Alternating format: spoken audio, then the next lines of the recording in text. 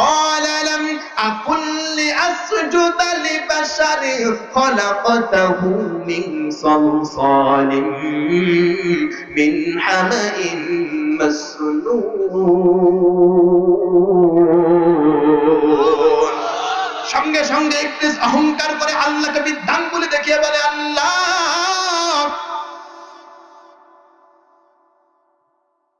লাম আকুল লিআসজুদা লিবাশারিন খালাকতাহু আমার পক্ষে শোভা পায় না ওই আদমকে সিজদা দেওয়ার কোন আদমকে লিবাশারিন খালাকতাহু মিন সালসালিন মিন হামাইন মাসনুন যেই আদমকে যেই মানুষকে তুমি কর্দমাক্ত ঠনঠনে মাটি দিয়ে সৃষ্টি করেছো মাটির তৈরি আদমকে সিজদা দেওয়া কখনো ইবলিসের শোভা পায় না বলুন নাউযুবিল্লাহ সঙ্গে সঙ্গে আল্লাহ রাব্বুল আলামিন বললেন ক্বালা ফাখরুজ মিনহা ফাইন্নাকা রাজীম যা যা আমার জান্নাত থেকে বের হয়ে যা ওয়া ইন্না আলাইকা লা'নাতা ইলা ইয়াউমিদ্দিন কিয়ামতের আগ পর্যন্ত জাহান্নামে পৌঁছানো পর্যন্ত আমি আল্লাহর লানত তোর উপরে দিয়ে দিলাম বলুন নাউযুবিল্লাহ إن الحمد لله الأكرم الذي خلق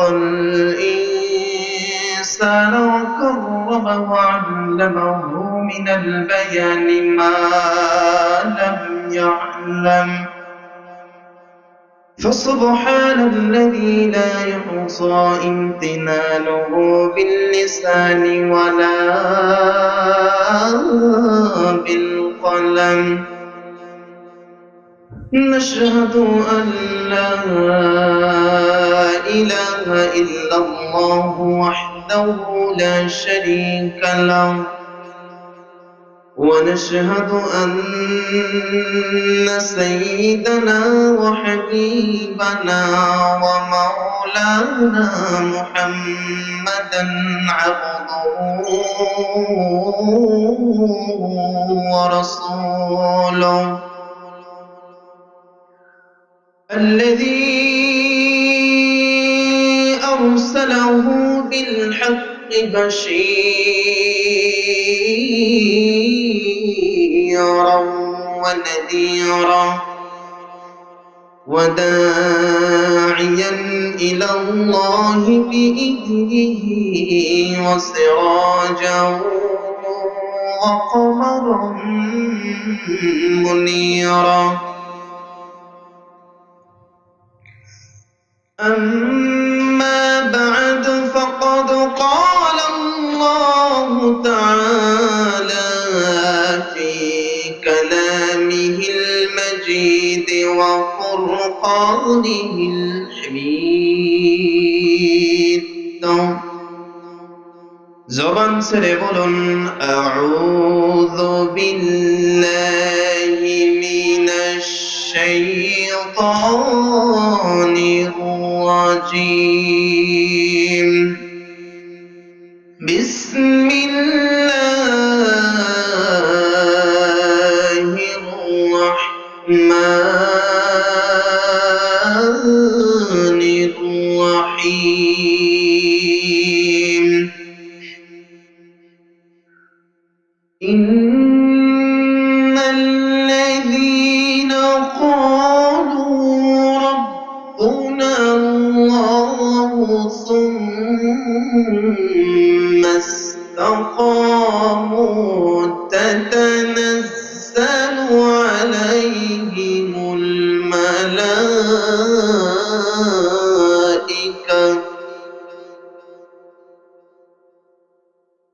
ألا تخافوا ولا تحزنوا وأبشروا بالجنة التي كنتم توعدون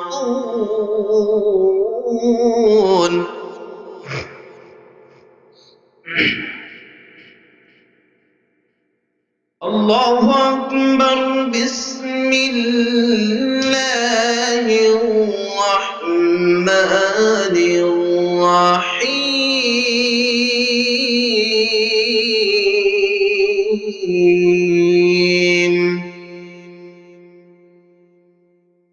إن الله وملائكته يصلون على النبي يا أيها الذين آمنوا صلوا عليه وسلموا تسليما اللهم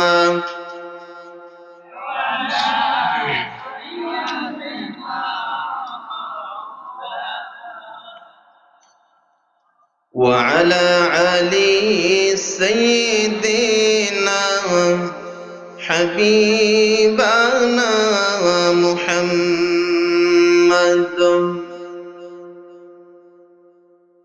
তুমি আছো হৃদয়ের গভীরে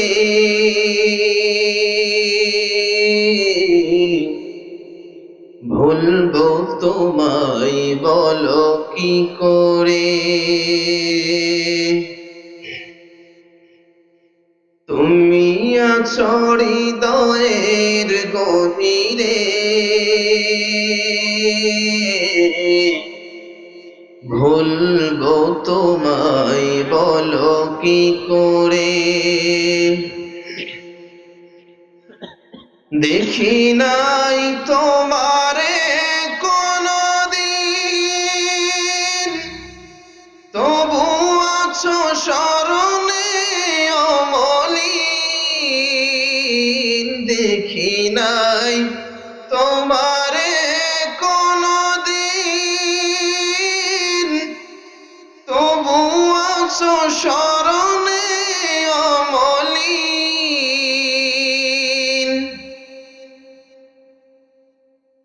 প্রেমের ভুবনে তোমারি বিরহ ব্যথায় নিশীথের শেফালিরা ঝরে তুমি আছো হৃদয়ের গভীরে ভুলবো তোমায় বলো কি করে তোমায় ভুলে যদি যাই গো কবু সে হবে আমারি পরাজয় আমার সকল আশার আলো অবেলাই হারিয়ে যাবে হায় অবেলাই হারিয়ে যাবে হায় যতবার তোমারে খুঁজেছি কোরআনের পথ তো বুঝেছি নিজেকে চিনেছি হে রাসূল নবীজি তোমার পাঠানো ঠিকানা পড়ে তুমি আছো হৃদয়ের গভীরে ভুলবো তোমায় বলো কি করে আল্লাহুম্মা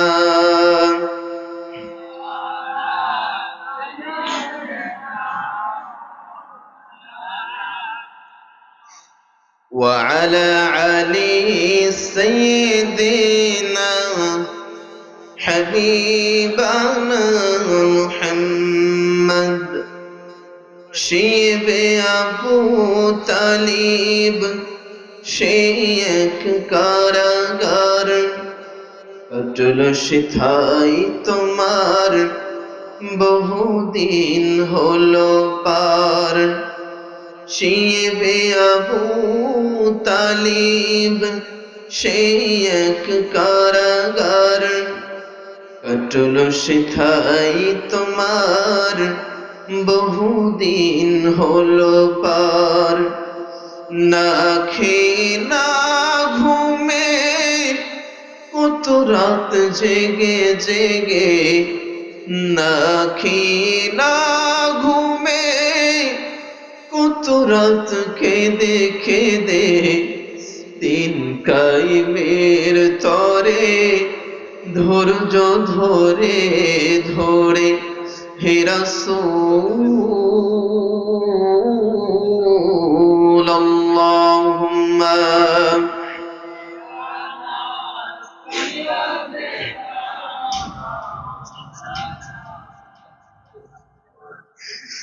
وعلى آل سيدنا حبيبنا محمد بلغ العلا بكماله كشف الدجى بجماله حسنت جميع خصاله صلوا عليه وآله। সকলে মোহাম্মতের সঙ্গে একটু জিকির করতে করতে সামনের দিকে আগায় আসে। সুবহানাল্লাহ আলহামদুলিল্লাহ, সকলে জোরে মোহাম্মতের সাথে সুবহানাল্লাহ আলহামদুলিল্লাহ লা ইলাহা ইল্লাল্লাহ সুবহানাল্লাহ আলহামদুলিল্লাহ লা ইলাহা ইল্লাল্লাহ। তুমি বাঁচাও তুমি মারো অবিরত ক্ষমা করো, তুমি বাঁচাও তুমি মারো অবিরত ক্ষমা করো। ধরার যে জন তাকেই ধরো, ধরার যে জন তাকেই ধরো, সবই তোমার মুঠোয় আল্লাহ। সুবহানাল্লাহ আলহামদুলিল্লাহ সুবহানাল্লাহ আলহামদুলিল্লাহ লা ইলাহা ইল্লাল্লাহ সুবহানাল্লাহ আলহামদুলিল্লাহ লা ইলাহা ইল্লাল্লাহ। আলহামদুলিল্লাহ। ভাদালিয়াপাড়া যুব পরিষদের উদ্যোগে 2 দিন ব্যাপী 20তম বাৎসরিক তাফসীরুল কোরআন মাহফিলের প্রধান মেহমান হযরত মাওলানা মুফতি আমিনুল ইসলাম হাফিজাহুল্লাহ, আজকের দিনের প্রধান তাফসীর কারক আমার মাথার তাজ তুল্য হযরত মাওলানা মুহাম্মদ ফজলুল করিম সিনহাটি দামাত বারকাতুহুল আলিয়া, এমনকি আগামীকাল প্রধান তাফসীর কারক যিনি থাকবেন আন্তর্জাতিক খ্যাতিসম্পন্ন কারি শিল্পী ও আলোচক হাফেজ কারি মাওলানা জুবায়ের আহমেদ তাশরিফ ঢাকা হাফিজাহুল্লাহ, এবং বিশেষ তাফসীর কারক হিসেবে থাকবেন হযরত মাওলানা মুফতি আলী আকবর চুয়াডাঙ্গা হাফিজাহুল্লাহ। আজকের এই মহতী প্রোগ্রামের সম্মানিত সভাপতি জনাব মোহাম্মদ রহমতুল্লাহ মুন্সি, প্রধান অতিথি জনাব মোহাম্মদ সিরাজুল ইসলাম, পরিচালনায় মাওলানা মোহাম্মদ আজিম উদ্দিন সিরাজি, এমনকি আমার সামনে উপবিষ্ট জাতির বিবেক, সাংবাদিক বৃন্দ, জাতির শ্রেষ্ঠ সন্তান, শিক্ষক মণ্ডলী, দূর দূরান্ত থেকে আগত কোরআনের ঝান্ডাবাহী, ইসলামের পতাকাবাহী আমার মুসলিম ভাইয়েরা, আড়ালে বসা আছেন আমার প্রাণপ্রিয় শ্রদ্ধেয়া মা ও বোনেরা, আমার পক্ষ থেকে আবারও দিল খোলা সালাম। আসসালামু আলাইকুম ওয়া রাহমাতুল্লাহি ওয়া বারাকাতুহু।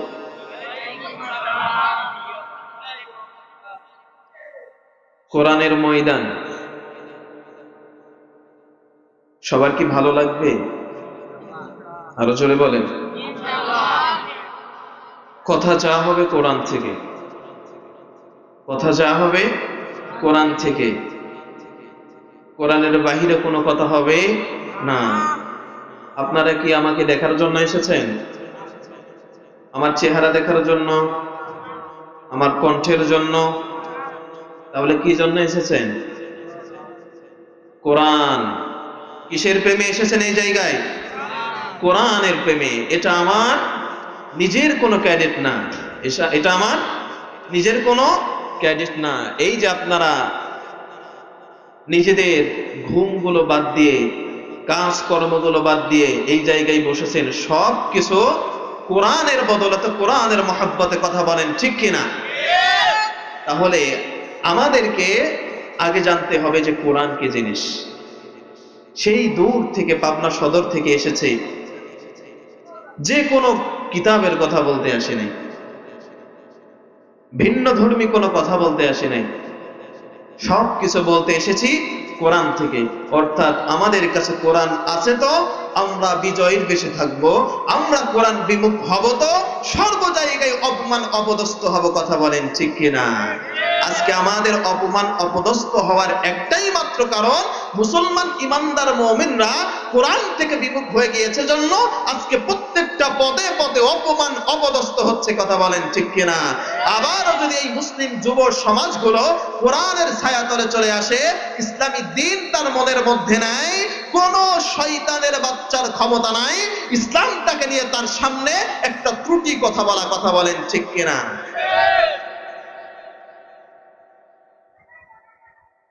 আমার বাবাজির ইমানদার মুসলমান ভাই, সেই পাবনা সদর থেকে আপনাদের কাছে কোরআন শোনানোর জন্য এসেছি। আমার বাপ দাদার কোনো বানানো কিতাবের কথা বলতে আসি নাই, আমার দাদার কোনো কিতাবের কথা বলতে আসে নাই, দুনিয়ার কোন মানুষের সৃষ্ট কোন কিতাবের কথা বলতে আসে নাই। এমন এক কিতাবের কথা বলতে এসেছি, যেই কিতাবটা দেখলে সওয়াব, যেই কিতাব নাড়লে সওয়াব, যেই কিতাবের তালিম যেখানে হবে সেইখানে বসলে সওয়াব, যেই কিতাবের, যেই কোরআনের তাফসীরের ব্যবস্থার জন্য যারা আঞ্জাম করবে তাদের পক্ষে থাকলে সওয়াব হবে, এমন এক কিতাবের জন্য, এমন এক কিতাবের কথা বলতে এসেছে, যেই কিতাবের তাফসীরের ময়দানে বসলে আল্লাহ রাব্বুল আলামিন পিছনের সকল সগীরা গুনাহগুলোকে মাফ করে দেয়, বলেন সুবহানাল্লাহ। দুনিয়ার কোন মানুষের বানানো কিতাবের কথা বলতে আসি নাই। পৃথিবীতে অনেক ধরনের কিতাব আমি আপনি দেখতে পাবো, যেই কিতাবগুলো শুধুমাত্র দুনিয়াতে তৈরি করা হয়েছে, কিন্তু এমন কিতাবের কথা বলতে এসেছি দুনিয়ার কোন মানুষ এই কিতাবটাকে তৈরি করে নাই, দুনিয়ার কোন মানুষের হাতের ছোঁয়াবে এই কিতাবের দামটা বাড়ে নাই। এই কিতাব কোন জায়গা থেকে এসেছে? মহাগ্রন্থ আল কোরআন সঙ্গে সঙ্গে জানায়া দেন, তানজিলাম মির রাব্বির রহিম। জোরে বলুন আল্লাহু আকবার। কিতাব সঙ্গে সঙ্গে নিজের জবাব নিজেই দিয়ে দেন। দুনিয়ার কোন মানুষের পক্ষ থেকে আসে নাই, কোন ফেরেশতাদের পক্ষ থেকে আসে নাই, কোরআন নিজেই জবাব দেয়। পরম করুণাময় মহান রবের পক্ষ থেকে মানুষের হেদায়েতের জন্য আমি কোরআন নাজিল হয়েছে, বলেন সুবহানাল্লাহ। আজকে যদি কোনো কিছুর স্থান জাদুঘরে পাওয়া যায়, তার দামটা বেড়ে যায়। সে যে কোনো বস্তুই হোক না কেন, মানুষজন সেই জিনিসটিকে, সেই বস্তুটিকে দেখার জন্য পাগল পারা হয়ে যায়। কিন্তু এই কোরআন, যেই কোরআন দুনিয়ার কোনো জাদুঘরে রাখা ছিল না, দুনিয়ার কোনো জাদুঘরে রাখার জন্য কোরআনের দাম বাড়ে নাই। কোরআনকে যদি জিজ্ঞাসা করা হয়, কোরআন কোন জায়গা থেকে তুমি এসেছো, কে তোমাকে পাঠিয়েছে, তোমার বাড়ি কোথায়, আর পৃথিবীর জমিনে আসার আগে তুমি কোন জায়গায় ছিলে, জীবন্ত কোরআন সঙ্গে সঙ্গে উত্তর দিয়ে বলেন, বাল হুয়া কুরআনুম মাজিদুন ফি লাউহিম মাহফুজ।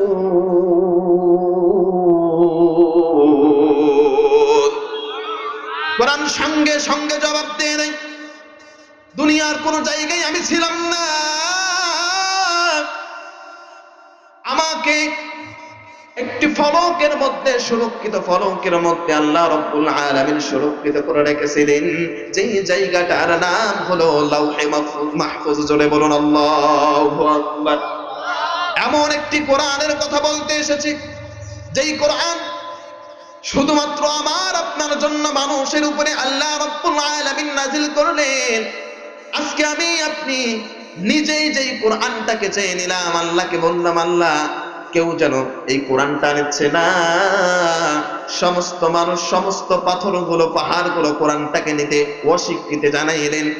আল্লাহ রাব্বুল আলামিন কোরআনের বরত্ব, কোরআনের মুজিজা, কোরআনের ফজিলত বাড়ানোর জন্য কোরআনের মধ্যে এই সকল ঘটনা সুন্দরভাবে উপস্থাপন করে দিয়েছেন।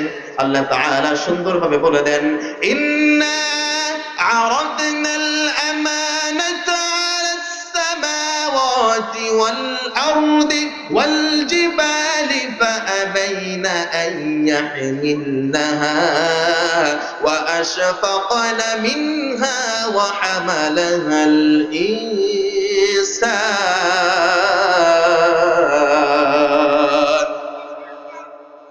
আল্লাহ তাআলা কোরআনের বিশালতা অনুযায়ী সর্বপ্রথম ইন্না আরাদনাল আমানাতা আলাস সামাওয়াত, আসমানকে ডাক দিয়ে বলে, আসমান, এই কোরআনটাকে আমি আল্লাহ তোমার উপরে সুপর্দ করতে চাই, তোমার উপরে পেশ করতে চাই।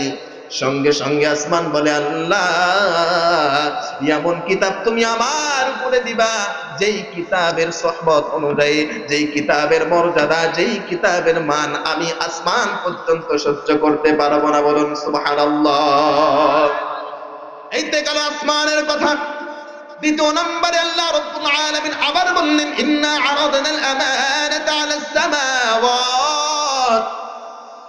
এরপরে আল্লাহ রাব্বুল আলামিন ওয়াল আরদি, জমিনকে বললেন, জমিন, এই কোরআনটা আমি তোমার উপরে পেশ করতে চাই, তুমি কি বলো?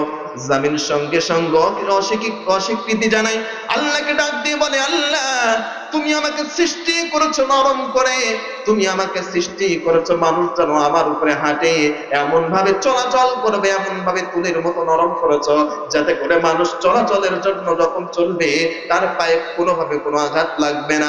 এত নরম করে আমাকে তুমি সৃষ্টি করেছো, আর যেই কোরআন তুমি আমার উপরে দিতে যাচ্ছ গো মাওলা, এই কোরআনের ভারতটা আমি সহ্য করতে পারবো না।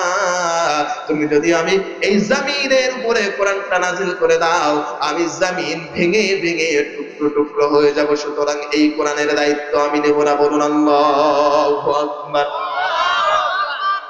3 নম্বরে আল্লাহ তাআলা কোরআনটাকে বললেন, ইন্না আরাদনাল আমানাতা আলাস সামাওয়াতি ওয়াল আরদি ওয়াল জিবাল। আল্লাহ তাআলা 3 নম্বরে কোরআনটা পাহাড়ের উপরে রাখতে চাইলেন, পাহাড়ের উপরে পেশ করতে চাইলেন। যেই পাহাড় আমি আপনি যদি ছোট্ট একটা উদাহরণ দেই, সকলেই বুঝতে পারবেন পাহাড়টা কি জন্য আল্লাহ রাব্বুল আলামিন তৈরি করলেন। পুরো জমিনটাকে আল্লাহ তাআলা সৃষ্টি করার পরে এই 4 ভাগ পানির উপরে 1 ভাগ মাটি কোনোভাবেই স্থির থাকে না, শুধু এদিক সেদিক দোল খেতে থাকে। আল্লাহ রাব্বুল আলামিন মনে মনে ভাবলেন, কি করা যায়, জমিনটাকে স্থির রাখার জন্য একটা পেরেক দরকার। সঙ্গে সঙ্গে আল্লাহ তাআলা বড় বড় বড় বড় ওই পাহাড়গুলোকে জমিনের মধ্যে গেড়ে দেওয়ার সঙ্গে সঙ্গে জমিন স্থির হয়ে গেল। বলুন সুবহানাল্লাহ। এই জমিন, এই পাহাড়টাকে আল্লাহ রাব্বুল আলামিন জমিনের মধ্যে গেড়ে দিলেন আর বললেন এই পাহাড়টাকে আমি আল্লাহ রাব্বুল আলামিন পেরেক হিসেবে তোমাদের জন্য জমিনকে স্থির করার জন্য প্রেরণ করলাম। এখন আপনাদের কাছে প্রশ্ন হলো, পেরেক নিচে কাঠের মধ্যে বাঁশের মধ্যে বেশি থাকে না উপরে বেশি থাকে? আরো জোরে বলেন, আরো জোরে বলতে হবে, আমার কথা বোঝা যায়? মুরুব্বি বোঝা যায়? এই পাহাড় আল্লাহ রাব্বুল আলামিন তৈরি করলেন জমিনটাকে স্থির করার জন্য পেরেক হিসাবে, কিন্তু আপনাদের কাছে প্রশ্ন হলো কাঠের মধ্যে পেরেক বেশি থাকে আর উপরে সামান্য পরিমাণ দেখা যায় দুনিয়ার জমিনে। এখনো যদি আমি আপনি পাহাড়ের দিকে তাকাই, দু চোখ যত দূর যায় পাহাড়ের বরত্ব শেষ হয় না। কথা বলেন ঠিক কিনা? তাহলে দু চোখ দিয়ে উপরের পাহাড় যদি দেখে শেষ না হয়, না জানি আল্লাহ রাব্বুল আলামিন জমিনের মধ্যে পাহাড় আরো কত নিচ পর্যন্ত দিয়ে রেখেছেন। কথা বলেন ঠিক কিনা? এই এত শক্তিশালী পাহাড়কে আল্লাহ রাব্বুল আলামিন বলেন, ও পাহাড় তোমার উপরে আমি কোরআনটা নাজিল করতে চাই। পাহাড় সঙ্গে সঙ্গে আল্লাহকে ডাক দিয়ে বলে, আল্লাহ এই আমি পাহাড় শক্তিশালী হতে পারি, কিন্তু কোরআন যদি তুমি আমার উপরে একবারের জন্য পেশ করতে চাও, কোরআনের আজমত, কোরআনের ভারত্ব, কোরআনের মাহাত্ম্য বুঝে আমি পাহাড় ভেঙে ভেঙে চূর্ণ বিচূর্ণ হয়ে যাব। বলুন সুবহানাল্লাহ। এরপরে কি করলেন? ওয়াহামালাহাল ইনসান, জমিন নিল না, আসমান নিল না, পাহাড়ও নিল না। শেষ পর্যায়ে আল্লাহ রাব্বুল আলামিন এই উম্মতে মুহাম্মাদি মানব জাতির জন্য আল্লাহ রাব্বুল আলামিন কোরআনটা প্রেরণ করে দিলেন। বলুন সুবহানাল্লাহ। তাহলে আমার আপনার এই মানুষের দাম আছে না নাই? আরো জোরে বলতে হবে, আছে না নাই? আসলে যেই কোরআনটা আমার আপনার জন্য দিলেন, যেই কোরআনের ভারত্ব সমস্ত মানুষগুলোকে, পাহাড়গুলো নিল না, আসমান নিল না, জমিন নিল না, সেই কোরআনটা আমি আপনি নিয়েছি। আজকে এই কোরআনটা যদি আমি আপনি সঠিকভাবে ধরে রাখতাম, তাহলে আমার আপনার আজকে বিপদগামী হওয়া লাগতো না। কথা বলেন ঠিক কিনা? আমার বাবাজিরা, মুসলমান ইমানদার ভাই, আপনাদেরকে বোঝানোর জন্য বলি রে বাবা, এই কোরআন আল্লাহ রাব্বুল আলামিন এমন ভাবে আমাদের জন্য দিয়ে দিয়েছেন, পৃথিবীতে যত প্রকার সমস্যা থাকুক না কেন, পৃথিবীতে যত প্রকার অস্থিরতা থাকুক না কেন, সকল সমস্যার সমাধান আল্লাহ রাব্বুল আলামিন কোরআনের মধ্যে দিয়ে দিয়েছেন। কথা বলেন ঠিক কিনা? এটা আমার কথা নয়, আল্লাহ রাব্বুল আলামিন সুন্দরভাবে কোরআনের মধ্যে জানিয়ে দেন, ওয়ালা ইয়াতুনাকা বিমাসালিন ইল্লা জিনাকা বিল হাক্কি ওয়া আহসানা তাফসীরা।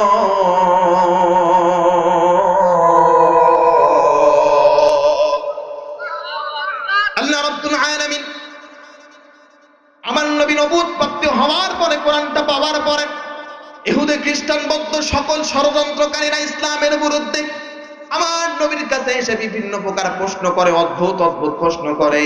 আল্লাহ রাব্বুল আলামিন আমার নবীকে সান্ত্বনা দেয় আর সাহস দিয়ে বলে দেয়, ওয়ালা ইয়াতুনাকা বিমাসালিন ইল্লা জিনাকা বিল হাক্কি ওয়া আহসানা তাফসীরা। বন্ধু আমার, তোমার কোনো চিন্তা নাই, তোমার কোনো ভয় নাই। আমি তোমার কাছে যেই কোরআন, যেই কিতাব নাজিল করেছি, দুনিয়ার এমন কোনো বিষয় নাই যেই বিষয়টা কোরআনের মধ্যে আমি আল্লাহ পুঙ্খানুপুঙ্খানুভাবে বিস্তারিত আলোচনা করি নাই। বলুন সুবহানাল্লাহ। আজকে কোরআন আমি আপনি মানি না জন্য আমার আপনার সমস্যা কমে নাকি বাড়ে? আরো জোরে বলেন, কমে নাকি বাড়ে? যদি সমস্যার সমাধান খুঁজতে চাই, তাহলে কোরআনের ছায়াতলে আসার দরকার আছে না নাই? আরো জোরে বলেন, আছে না নাই? তার মানে বোঝা গেল সকল সমস্যার সমাধান আল কোরআন। কথা বলেন ঠিক কিনা? সমাধান যদি পেতে চাও, কোরআনের কাছে আসো, কোরআনের ছায়াতলে আসো। সমাধান চাও যদি জীবনে মরণে, ফিরে যাও খুঁজে নাও, চোখ রাখো কোরআনে। সমাধান ও সমাধান। সমাধান চাও যদি জীবনে মরণে, ফিরে যাও খুঁজে নাও চোখ রাখো কোরআনে।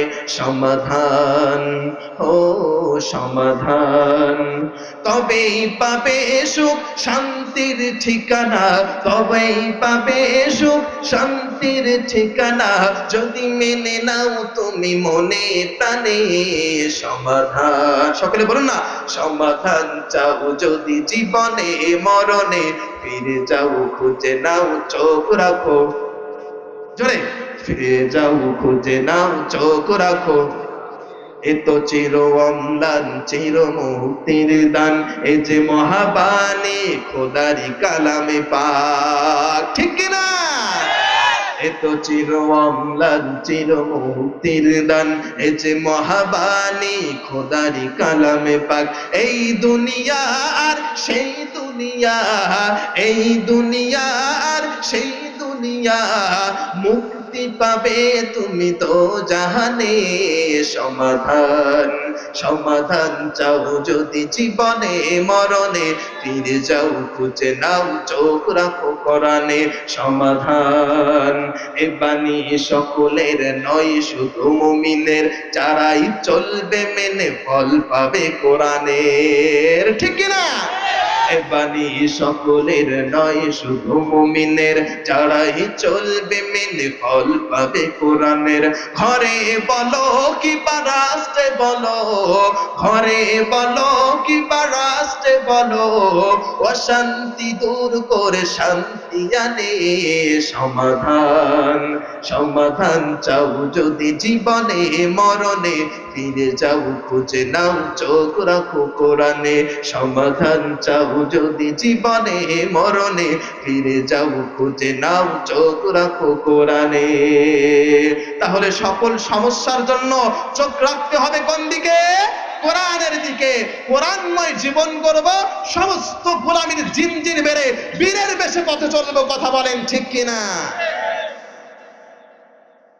তো কোরআন আমার আপনার জন্য সব কিছুর ফয়সালা করে দিয়েছে।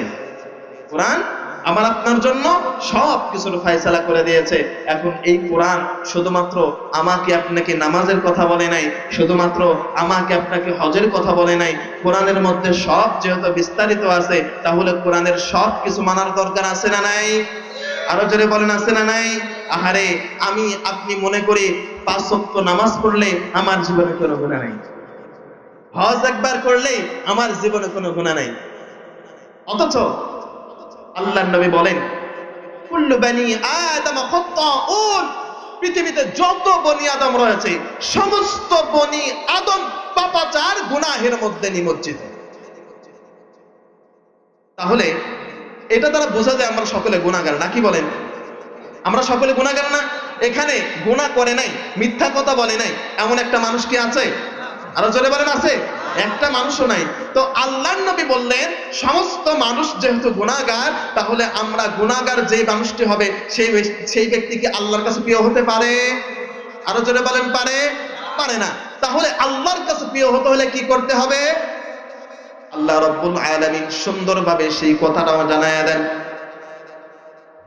আল্লাহর নবী বলেন, পৃথিবীতে যত বনি আদম এসেছে সমস্ত মানুষগুলো গুনাহের মধ্যে লিপ্ত রয়েছে, পাপাচারী ব্যক্তি। তারপরে আল্লাহর নবী বলে, এই সমস্ত গুনাহগার পাপাচার বান্দাদের মধ্য থেকে ওই বান্দাগুলো আল্লাহর কাছে সবথেকে প্রিয়, যেই বান্দাগুলো সকাল দুপুর সব সময়ের জন্য একটা বারের জন্য যদি গুনাহ হয়ে যায়, গুনাহের কথা চিন্তা করিয়া, গুনার কথা স্মরণ করিয়া, অনুতপ্ত হইয়া, কমপ্লিট সারেন্ডার করিয়া আল্লাহ রাব্বুল আলামিনের দরবারে যেই বান্দাগুলো একবারের জন্য তাওবা করতে পারে, পুরো পৃথিবীর পাপাচার বান্দাদের মধ্য থেকে ওই গুনাহগার তাওবাকারী ব্যক্তি আল্লাহর বিশেষ প্রিয় ব্যক্তি হয়ে যায়। বলেন সুবহানাল্লাহ। আল্লাহ রাব্বুল আলামিন সেই কথাটাই সুন্দরভাবে কোরআনের মধ্যে জানায় দেন, ইয়া আইয়ুহাল্লাযীনা আমানু তুবু ইলাল্লাহি তাওবাতান নাসুহা আসা রাব্বুকুম আন ইউকাফিরা আনকুম সাইয়্যাতিকুম আলাইকুম। জোরে বলুন আল্লাহু আকবার। আল্লাহ রাব্বুল আলামিন সুন্দরভাবে জানিয়ে দেন, ও আমার বাবা জানি ইমানদার মুসলমান, আল্লাহ রাব্বুল আলামিন বলেন, ইয়া আইয়ুহাল্লাযীনা আমানু, এই জায়গায় ইমানদারের কথা বললেন। সুতরাং আমরা এই জায়গায় যত মানুষ রয়েছি, একটা মানুষও কিন্তু হিন্দু নাই, দু একজন থাকতে পারে আমি জানি না, একটা মানুষও কিন্তু খ্রিস্টান নাই, একটা মানুষও কিন্তু ইহুদি নাই, সমস্ত মানুষ আমরা মুসলমান ইমানদার হয়ে কোরআনের মহব্বতে এই জায়গায় এসেছে। আপনাদের কাছে যদি প্রশ্ন করে, ও দুনিয়ার মুসলমান বাবাজিরা, যুবক ভাইরা, আপনারা এই জায়গায় এসেছেন আপনাদের ইমানের বদৌলতে, সুতরাং বোঝা যায় আপনারা আমরা সকলেই ইমানদার মুসলমান। কথা বলেন ঠিক কিনা? যদি আমান্না বিল্লাহ, যদি আল্লাহকে বিশ্বাস করে থাকি তাহলে ইমানদার হলাম। আর আল্লাহ রাব্বুল আলামিন বলেন, এই জায়গায় ইমানদারের কথা বললেন, কেননা কোনো কাফের তওবা করবে না, কোনো ইহুদি তওবা করবে না, কোনো হিন্দু মানুষ তওবা করার খোঁজ তারা রাখবে না। কারা তওবা করবে, তওবার বৈশিষ্ট্য কাদের মধ্যে থাকবে? আল্লাহ রাব্বুল আলামিন বললেন, ইয়া আইয়ুহাল্লাযীনা আমানু, হে ঈমানদারগণ, তুবু ইলাল্লাহি তাওবাতান নাসুহা, ঈমানদারগণ তোমরা কি করো? তোমরা বারবার তাওবা করো। কেমন তাওবা? যেই তাওবা আমার কাছে কবুলযোগ্য হবে। নাসুহা অর্থাৎ তোমরা তাওবা করার মতো তাওবা করো। আসা রাব্বুকুম আইয়ুকাফিরা আনকুম আন সাইয়্যাতিকুম, তোমার তাওবা করতে দেরি হবে, আশা করা যায় তোমার রব মহান আল্লাহ তোমার পেছনের গুনাহগুলোকে ঝরিয়ে দিতে দেরি করবে না। বলুন সুবহানাল্লাহ। তাহলে তাওবা করার ফজিলত আছে না নাই? মুফাসসিরিনে কেরাম, মুহাদ্দিসিনে কেরাম, উলামায়ে কেরাম তাওবার বিষয়ে 4টি পুরস্কারের কথা বলেছে। কয়টি? আরো জোরে বলেন কয়টি? প্রত্যেকটি কিন্তু আমি ওয়াজ মাহফিল শেষ করে আপনাদেরকে ধরবো। যদি এই মাহফিলে এসে একটা কথা, একটা আমল যদি নিয়ে যেতে পারেন, আশা করা যায় কাল কিয়ামতের দিন হাসরের মাঠে এই মাহফিলটাকে উসিলা করে আল্লাহ সকলকে নাজাত দেবে ইনশাআল্লাহ। এই জায়গায় আমরা কণ্ঠের পাগলের জন্য আসি নাই, এই জায়গায় এসেছি আল্লাহর কথা শুনতে, কোরআনের কথা শুনতে। আর এই জায়গা থেকে যেন একটা আমল, 2টা আমল নিয়ে যাইতে পারি, তবেই আমার আপনার জন্য সফলতা। কথা বলেন ঠিক কিনা? তো তাওবাকারীদের জন্য কয়টি পুরস্কার? আরো জোরে বলেন কয়টি? জোর হলো না? 4টি পুরস্কার। 1 নাম্বার, তাওবা যেই ব্যক্তি করতে পারবে সেই ব্যক্তির বিষয়ে বলা হয়, যেই ব্যক্তি তাওবা করবে তার 1 নাম্বার পুরস্কার হলো আত-তাইবু হাবিবুল্লাহ। বলুন সুবহানাল্লাহ। আমার বাবাদের ইমানদার মুসলমান ভাই, আল্লাহ রাব্বুল আলামিন তাওবার বিষয়ে জানিয়ে দিলেন। আম্বায়ে কিরাম, উলামায়ে কিরাম এই তাওবার বিষয়ে বিশ্লেষণ করে তারা 4টি পুরস্কারের কথা বলেছেন। এই 4টি পুরস্কারের মধ্যে 1 নাম্বার পুরস্কার হলো, যেই বান্দাগুলো বেশি বেশি তাওবা করতে পারবে, আল্লাহর কাছে রোনা জারি করে তাওবা করতে পারবে, মাফ চাইতে পারবে, এই বান্দাদের জন্য 1 নাম্বার পুরস্কার হলো আত-তাইবু হাবিবুল্লাহ। বান্দা যখন তাওবা করবে বেশি বেশি, ওই তাওবাকারী বান্দা আল্লাহর বন্ধু হয়ে যায়। বলুন সুবহানাল্লাহ। এই জায়গায় হাবিবুল শব্দ বলানো হয়েছে, বলা হয়েছে। এখানে উলামায়ে কেরাম অনেক মানুষ রয়েছে। হাবিবুন মানেও বন্ধু, সাদিকুন মানেও বন্ধু, খলিলুন মানেও বন্ধু, কিন্তু এই জায়গায় ভাষাবিদ তারা এই শব্দকে বিশ্লেষণ করে বলেছেন হাবিবুল্লাহ, অর্থাৎ আমার নবীকে আল্লাহ রাব্বুল আলামিন হাবিব বলে সম্বোধন করেছেন। আর খলিলুল্লাহ, খলিল বলে আমার আপনার জাতির পিতা ইব্রাহিম আলাইহিস সালাতু ওয়াস সালামকে খলিলুল্লাহ বলেছেন। 2টার মানেই হলো আল্লাহর বন্ধু। কিন্তু এই জায়গায় ভাষাবিদেরা তারা বিশ্লেষণ করে শব্দটাকে ব্যাখ্যা করে বলেন হাবিবুল্লাহ, হাবিব শব্দের অর্থ হলো এমনটা। তার আগে বলে আসি খলিলুল্লাহ মানে কি? খলিলুল্লাহ হলো, খলিল ওই বন্ধুকে বলা হয় যেই বন্ধু আল্লাহর জন্য পাগল হয়, তাকে খলিল বলে। আর আল্লাহ রাব্বুল আলামিন তাওবাকারীকে যে হাবিবুন বলেছে, হাবিবুন ওই বন্ধুকে বলা হয় যেই বন্ধুর প্রতি আল্লাহ স্বয়ং নিজে পাগল হয়েছে। বলুন সুবহানাল্লাহ। তাহলে তাওবার মতো তাওবা করতে পারলে বন্ধু হয়ে যাব কার? আরো জোরে বলেন কার? আল্লাহর বন্ধু যদি একবারের জন্য হতে পারে, আমার আপনার জান্নাত ঠেকায় কি? কথা বলেন কিনা? আল্লাহর বন্ধু যদি একবারের জন্য হতে পারি, তাহলে আমার আপনার জান্নাতের কোনো মার নাই, কারণ সবকিছুর মালিকই তো তিনি, তাই না? এমন একটা ঘটনা আছে, গল্প আছে যে একবার এক রাজা সে কৌশল করে বললেন যে তোমাদের জন্য 1 ঘন্টা সময় দেওয়া হলো, আমার রাজ্যের মধ্যে যত সোনা দানা যা সম্পদ যা কিছু আছে তোমরা 1 ঘন্টার মধ্যে যে যা পারো নিয়ে নাও। তো রাজার প্রজা প্রধানমন্ত্রী মন্ত্রী সবার মধ্যে যারা রয়েছে সব মানুষ, কেউ সুন্দর সোনার মোহর ধরে, কেউ আলিশান বাড়িটাকে ধরছে, কেউ টাকা পয়সা নিচ্ছে, তো যার যার মতো শেষে নিচ্ছে। তোর মধ্যে একজন বুদ্ধিমান সে কি করছে, সে গিয়ে রাজার এক জামার কন্যার অথবা হাত অথবা কিতাবের মধ্যে আসে অথবা রুমালের কোন এক কন্যার সে চেপে ধরেছে গল্পের মধ্যে। তো সবাই যখন সবকিছু নেওয়া শেষ, রাজা তখন বলছে যে কি ব্যাপার, সবাই ওইদিকে টাকা পয়সা নিতে ব্যস্ত হয়ে গেছে, তুমি আমার জামা ধরে আছো কেন?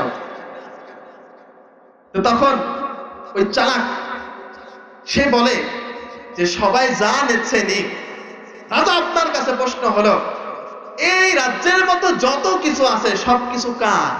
তো তখন বলছে আমার। তো তখন ওই চালাক ব্যক্তিটা বলতেছে যে সবকিছু যেহেতু আপনার, তাহলে আপনাকে যদি আমি নিয়ে নেই, আপনাকে যদি আমার বানায় নেই, তাহলে আপনার যা কিছু আছে সবকিছু অটোমেটিক আমার। এই জন্য আল্লাহকে যদি আমার বানায় নেই, তাহলে আল্লাহর যত কিছু আছে সবকিছু আল্লাহ আমাকে দিতে বাধ্য। কথা বলেন ঠিক কিনা? তাহলে আল্লাহর বন্ধু যদি একবারের জন্য হতে পারি, তাহলে জান্নাত আমার আপনার ঠেকাই। শয়তানেরও ক্ষমতা নাই জান্নাত ঠেকানোর, নাকি বলেন? শয়তান জান্নাত ঠেকাতে পারবে না। এই যে একটু পরেই আসবে, শয়তান কিন্তু অনেক ভাবে আমাকে আপনাকে ওয়াসওয়াসার মধ্যে নিয়ে যাবে। আমার কথা কি শোনা যাচ্ছে? আমার কথা বলেন, কথা শোনা যাচ্ছে? আপনাদের কি খারাপ লাগতেছে? বন্ধ করে দেবো না চালু করবো? এই যে একটু লোক বাড়ছে না, বাড়ছে না? কি জন্য বাড়ছে বলেন? যখন কোরআনের আলোচনা করা হবে, এক শ্রেণীর মুনাফিক তাদের কোরআনের আলোচনা শুনে তাদের গা গুলো জ্বলা পড়া শুরু হয়ে যায়। কথা বলেন ঠিক কিনা? আর ইমানদার কিছু মুসলমান রয়েছে, কোরআনের আলোচনা যেখানেই হোক না কেন তার অন্তরের মধ্যে ঢুকবে, ইমানটা বেড়ে যাবে, যাই করতে থাকুক না কেন খাওয়া দাওয়া বাদ দিয়ে হলেও কোরআনের ময়দানে এসে হাজির হবে। কথা বলেন ঠিক কিনা? তারা কখনো ওই রাস্তাঘাটে এইসব জায়গায় থাকতে পারে না। এইসব জায়গায় তারাই থাকবে যারা শয়তানের পদাঙ্ক অনুসরণ করেছে। কথা বলেন ঠিক কিনা? এখন আশেপাশে যারা রয়েছে তারা সকলেই শয়তানের পদাঙ্ক অনুসরণ করে শয়তানের ওয়াসওয়াসার মধ্যে পড়ে সেই জায়গায় রয়েছে। আসলে সেই জায়গায় তারা বুঝতে পারছে না, আসলে ওই কি বলে মৌমাছির মধুর স্বাদ কি আর মাছি বোঝে? হ্যাঁ, মাছি সব জায়গায় যায়, কিন্তু মৌমাছি কি সব জায়গায় যায় নাকি? হ্যাঁ, তো মৌমাছির একটা আলাদা দাম আছে না? এই জায়গায় কোরআনের স্বাদ নিতে আসবে মুনাফিক আসবে, কিন্তু মুনাফিক কি কোরআনের স্বাদ বুঝবে? আলোচনা করেন, বুঝবে? বুঝবে না, ওর গায়ের মধ্যে জ্বালা পড়া লেগে যাবে, এই জন্য চলে যাবে। আমরা ওদিকে কোনো চিন্তা করব না, আমরা এই জায়গায় কোরআনের কথা বলবো, আমরা কারো কোনো বিরুদ্ধে কোনো কথা বলবো না। এতদিন যারা ছিল কিসের কথা হচ্ছে? তাওবাকারীর জন্য কয়টা পুরস্কার? আরো জোরে বলেন, কয়টি পুরস্কার? বললাম কয়টি? তাহলে 1 নম্বরে কি গেল? তাওবাকারী ব্যক্তি কার বন্ধু হয়ে যায়? আরো জোরে বলেন, কার বন্ধু? আর আওয়াজ হচ্ছে না। লিল্লাহি তাকবীর, লিল্লাহি তাকবীর।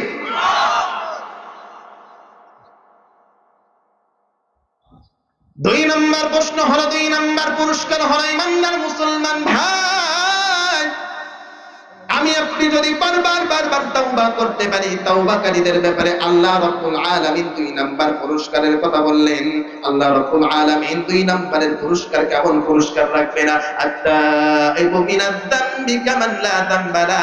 দুনিয়ার জমিনে যেই মানুষগুলো তাওবা করবে, গুনাহ করার পরে কমপ্লিট সারেন্ডার করে আমি আল্লাহর কাছে তাওবা করবে, আমি আল্লাহ রাব্বুল আলামিন তার পিছনের গুনাহ খাতাগুলোকে এমন ভাবে maaf করে দেব কামান লা যামবালা, যেন ওই মুসলমান ওই বান্দা দুনিয়ার জীবনে আর কোনো গুনাহ করে নাই। বলুন সুবহানাল্লাহ।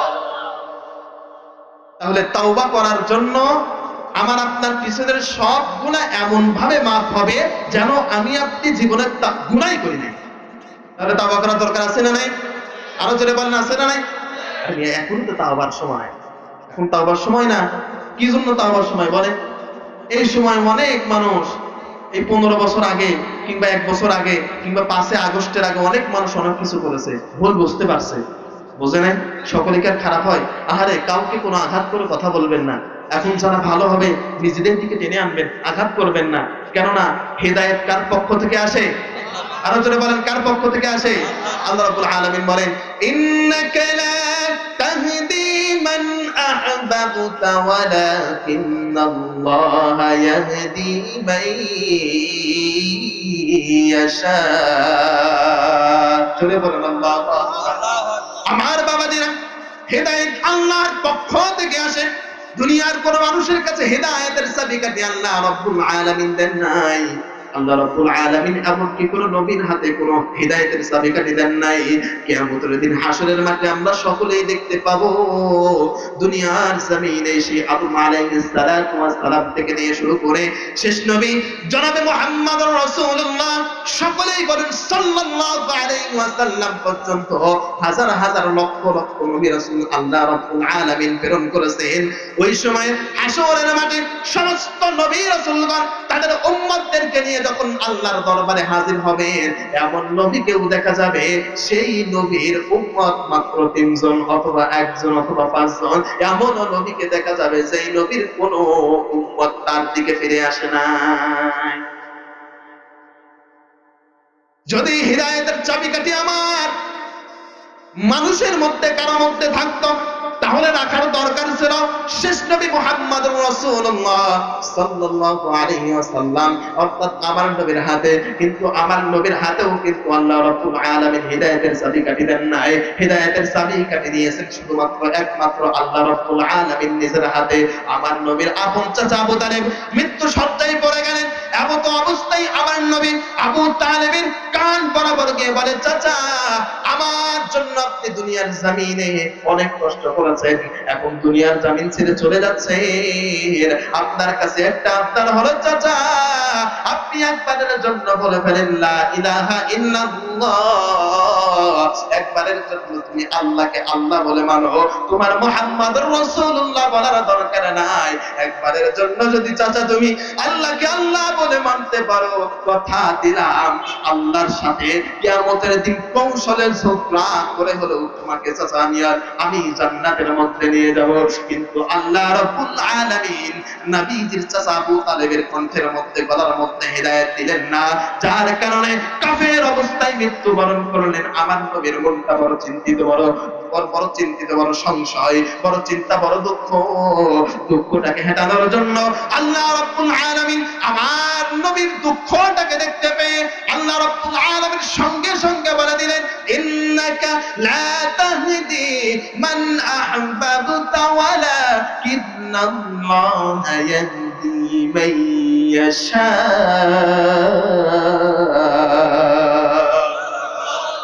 আল্লাহ রাব্বুল আলামিন বললেন, হে আমার হাবিব, চিন্তা করতেছেন কেন? চিন্তা করার কোনো কারণ নাই, কেননা আমি আল্লাহ আপনার হাতে হিদায়াত দেই নাই।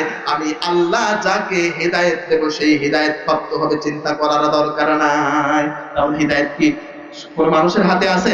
আল্লাহর পক্ষ থেকে যার হিদায়াত চলে আসবে তাকে কেউ কোনো বাধা দিতে যাবেন না। এত বছর যা করেছে, নামাজ পড়তেছে, বরঞ্চ তাকে আরো সাগরে অর্থাৎ সাদরে তাকে গ্রহণ করবেন, যে এতদিন যা ছিল এখন ভুল বসতেছে। তো আমরা কাউকে কোনো হিংসাত্মমূলক কোনো কথা বলবো না। তো 2 নাম্বার পুরস্কার হলো তাওবাকারীদের জন্য। 1 নাম্বার হলো আল্লাহর বন্ধু হাবিবুল্লাহ, 2 নাম্বার হলো জীবনের যত গুনাহগুলো রয়েছে সমস্ত গুনাহ আল্লাহ রাব্বুল আলামিন ধুয়ে মুছে মাফ করে দেন, বলুন সুবহানাল্লাহ। এরপরে 3 নম্বরে আসি। 3 নাম্বার পুরস্কার আল্লাহ রাব্বুল আলামিন আমার আপনার জন্য রাখলেন। 3 নাম্বার পুরস্কারের কথা হলো আল্লাহ রাব্বুল আলামিন সুন্দরভাবে সেটাও জানিয়ে দেন যে 3 নাম্বার পুরস্কার কি জন্য হবে, কাদের জন্য হবে। ইন্না ইবাদি লাইসা লাকা আলাইহিম সুলতান। জোরে বলুন আল্লাহু আকবার।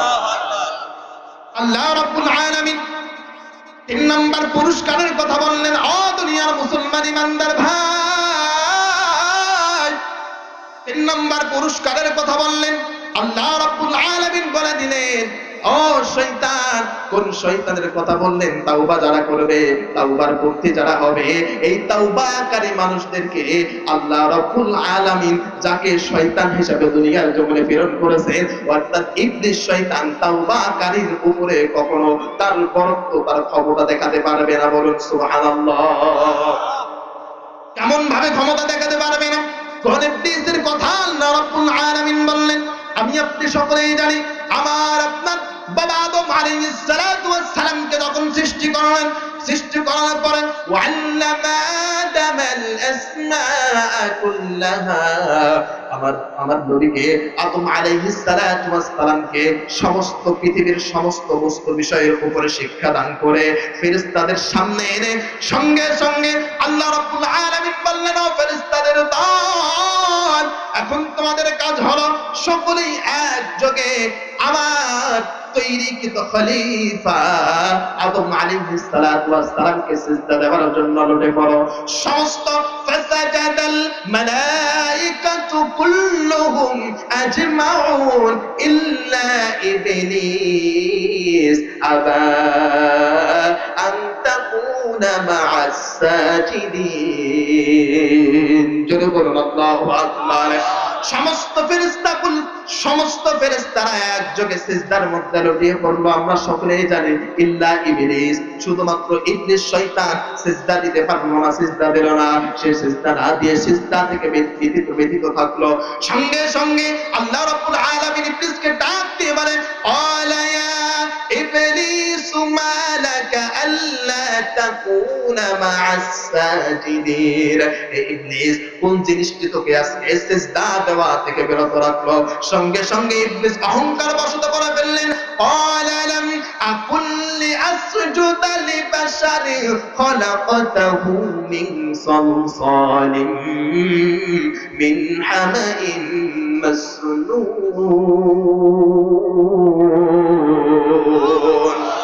সঙ্গে সঙ্গে ইবলিস অহংকার করে আল্লাহকে বৃদ্ধাঙ্গুলি দেখিয়ে বলে, আল্লাহ,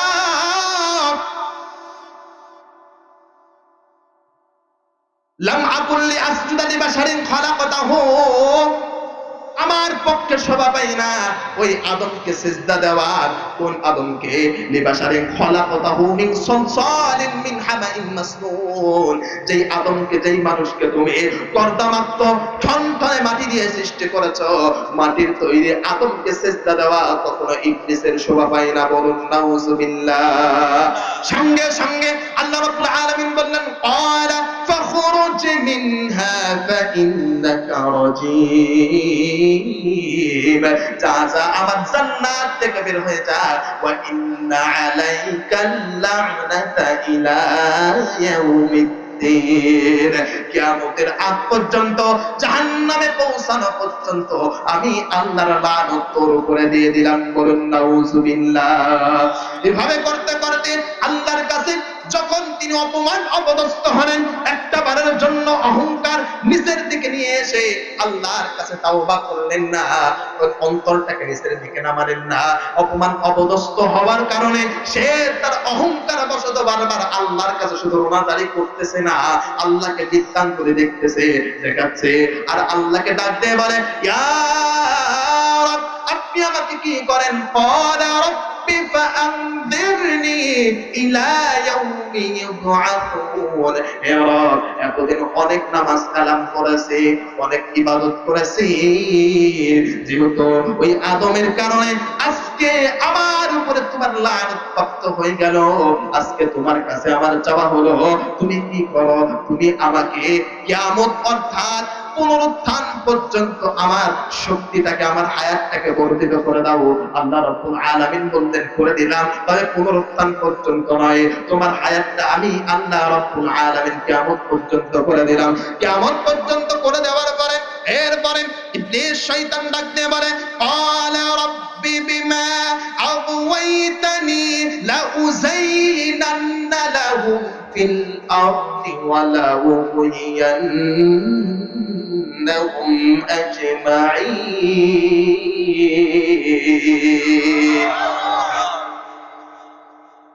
এইবার ইবলিস শয়তান আল্লাহকে ডাক দিয়ে বলে খোদা আজকে এই আদমের কারণে এই মানুষের তৈরি মাটির তৈরি মানুষের কারণে আজকে তুমি আমাকে জাহান্নামী বানিয়ে দিলে হে আল্লাহ আমি তোমার কাছে চ্যালেঞ্জ করলাম তোমার সঙ্গে আমি শয়তান ওয়াদা করলাম আমি কি করব ক্বালা রাব্বি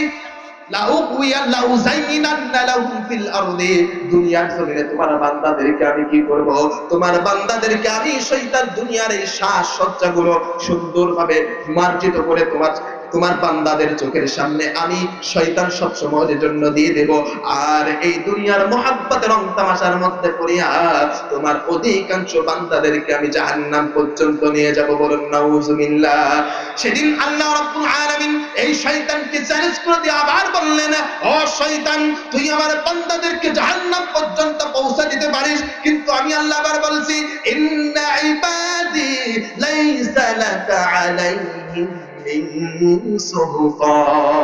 আল্লাহ রাব্বুল আলামিন বলেন শয়তান তোর বস্ত্রতার মধ্যে ফেলিয়া তুই আমার গুনাহগার বান্দাদেরকে জাহান্নাম পর্যন্ত পৌঁছে দিতে পারিস এক শ্রেণীর মানুষকে তুই তোর বস্ত্রতার মধ্যে ফেলিয়া জাহান্নাম পর্যন্ত পৌঁছে দিবি কিন্তু আমি আল্লাহ বললাম আমার কিছু ঈমানদার মুমিনদার তাওবাকারী বান্দা থাকবে ইন্না ইবাদি আমার কিছু বান্দা থাকবে লাইসা লাকা আলাইহিম মিন সুলতান রাজত্বের কথা বলা হলো সুলতান মানে হলো রাজত্ব আল্লাহ রাব্বুল আলামিন বললেন এমন কিছু তাওবাকারী বান্দা থাকবে যেই তাওবাকারী বান্দা ঈমানদার বান্দাদের উপরে তোর রাজত্ব কায়েম হবে না বলুন সুবহানাল্লাহ তাহলে তাওবা যদি করতে পারি আল্লাহ রাব্বুল আলামিন বলেন আমার আপনার উপরে শয়তানের রাজত্ব কখনো হবে আরো জোরে বলেন হবে তাহলে আমার জীবনে গুনাহ আছে না নাই আরো জোরে বলেন আছে না নাই আমার গুনার কথা আমার বাবা জানে না আমার মা জানে না কিন্তু আল্লাহ জানেন কি জানেন না আরো জোরে বলেন জানেন কি জানেন না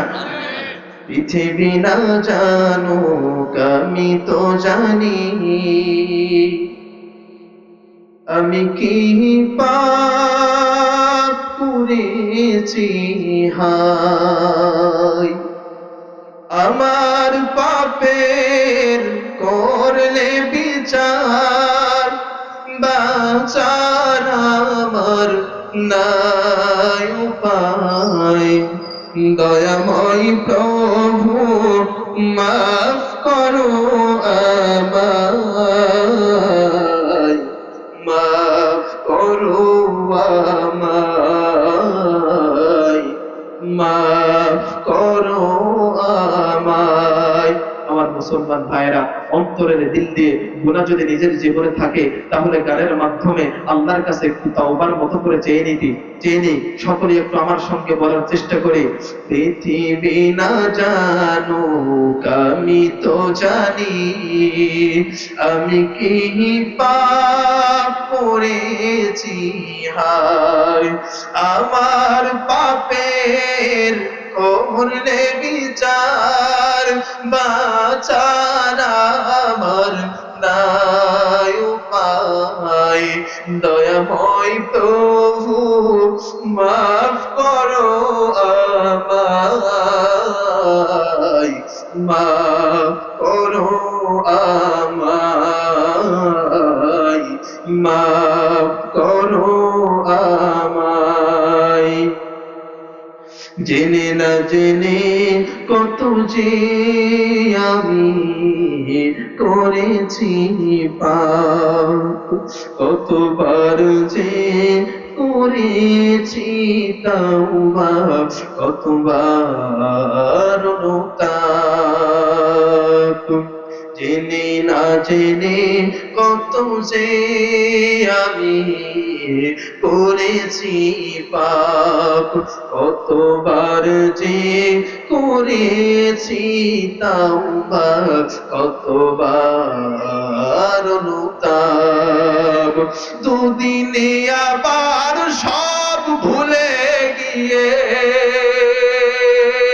দুদিনে আবার সব ভুলে গিয়ে মজে গেছি দুনিয়ায়, দয়াময় প্রভু মাফ করো আমায়, মাফ করো আমায়, মাফ করো আমায়। পৃথিবী না জানো আমি তো জানি, আমি কি পাপ করেছি হায়, আমার পাপের করলে বিচার, বাঁচার আমার নাই উপায়, দয়াময় প্রভু মাফ করো আমায়, মাফ করো আমায়। সকলে বলুন আল্লাহুম্মা আমিন।